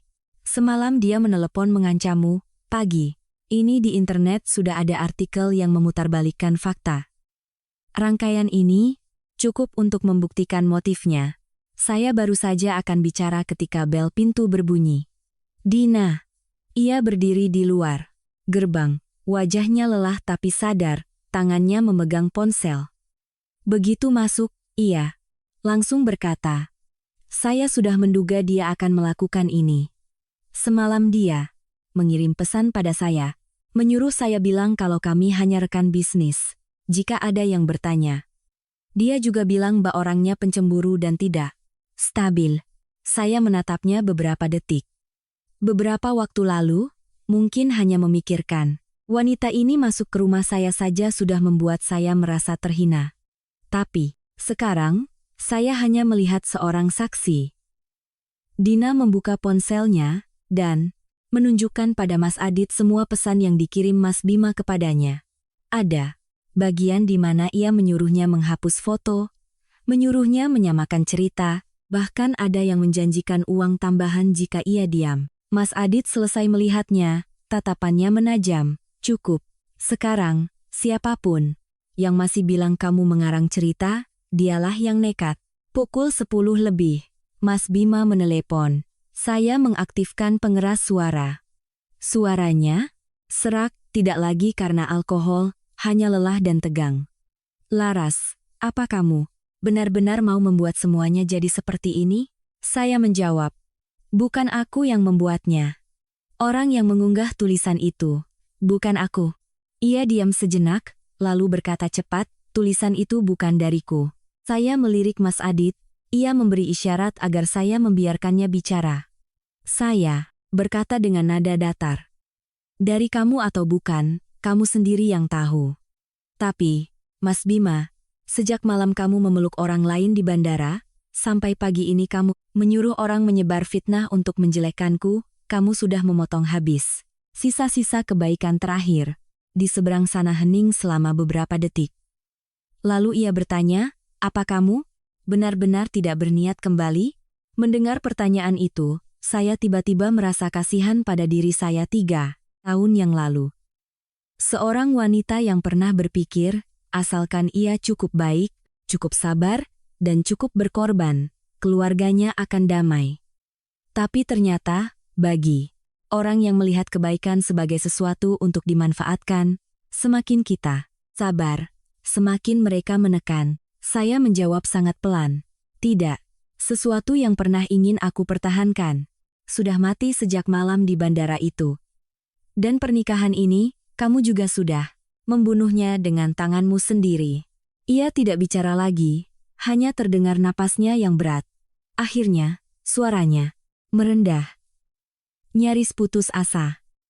Laras, anggap saja aku kalah. Lakukan apapun yang kamu mau. Saya meremas pelan jari-jari saya di tepi meja. Tidak senang, tidak puas, hanya merasa ringan.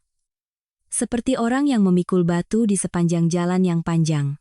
Ketika akhirnya bisa meletakkannya, bahu terasa kebas, tapi akhirnya tahu bahwa dirinya masih bisa berdiri tegak. Saya mengucapkan kalimat terakhir. Aku tidak butuh kamu kalah. Aku hanya butuh, mulai sekarang, kamu tidak lagi muncul dalam hidupku. Lalu saya menutup telepon. Rumah menjadi sunyi. Sinar matahari pagi jatuh di atas meja, menyinari tumpukan berkas dengan lapisan cahaya tipis. Saya teringat pesan orang tua saya. Anak, perempuan hidup di dunia, boleh mencintai siapapun, tapi jangan sampai kehilangan pijakanmu sendiri. Baru hari ini saya benar-benar mengerti arti kalimat itu. Sore harinya, Mas Adit mewakili saya menyelesaikan semua langkah hukum yang diperlukan. Dina mengirimkan surat pernyataan tambahan dan setuju untuk bekerja sama jika nanti diperlukan konfrontasi. Rian mentransfer sisa uang ganti rugi untuk kerusakan kecil di rumah. Ibu mertua saya tidak menelepon lagi. Sedangkan saya membuka tirai lama di kamar tidur lantai 2 dengan tangan. Saya sendiri membuka jendela lebar-lebar agar angin awal musim masuk. Ruangan itu masih memiliki goresan. Rumah itu masih ada bagian yang perlu diperbaiki. Tapi mulai sekarang, semua yang ada di dalamnya adalah keputusanku. Malam harinya, saya berdiri sendirian di balkon. Jakarta sudah bermandikan cahaya. Suara kendaraan dari ujung gang terdengar jauh tapi jelas. Saya meletakkan tangan di pagar, menengadah menatap langit yang sunyi. 3 tahun. Ini, saya pernah berpikir kehilangan sebuah pernikahan adalah kehilangan segalanya. Tapi ternyata, hal yang paling menakutkan bukanlah kehilangan seorang pria, melainkan kehilangan diri sendiri saat berusaha mempertahankan seseorang yang tidak pantas. Mulai hari ini, saya bukan lagi istri yang selalu mengalah demi kedamaian. Saya, hanyalah saya. Seorang wanita yang tahu di mana letak lukanya, tahu berapa nilainya, dan tahu kapan harus menutup pintu terakhir dengan tangannya sendiri.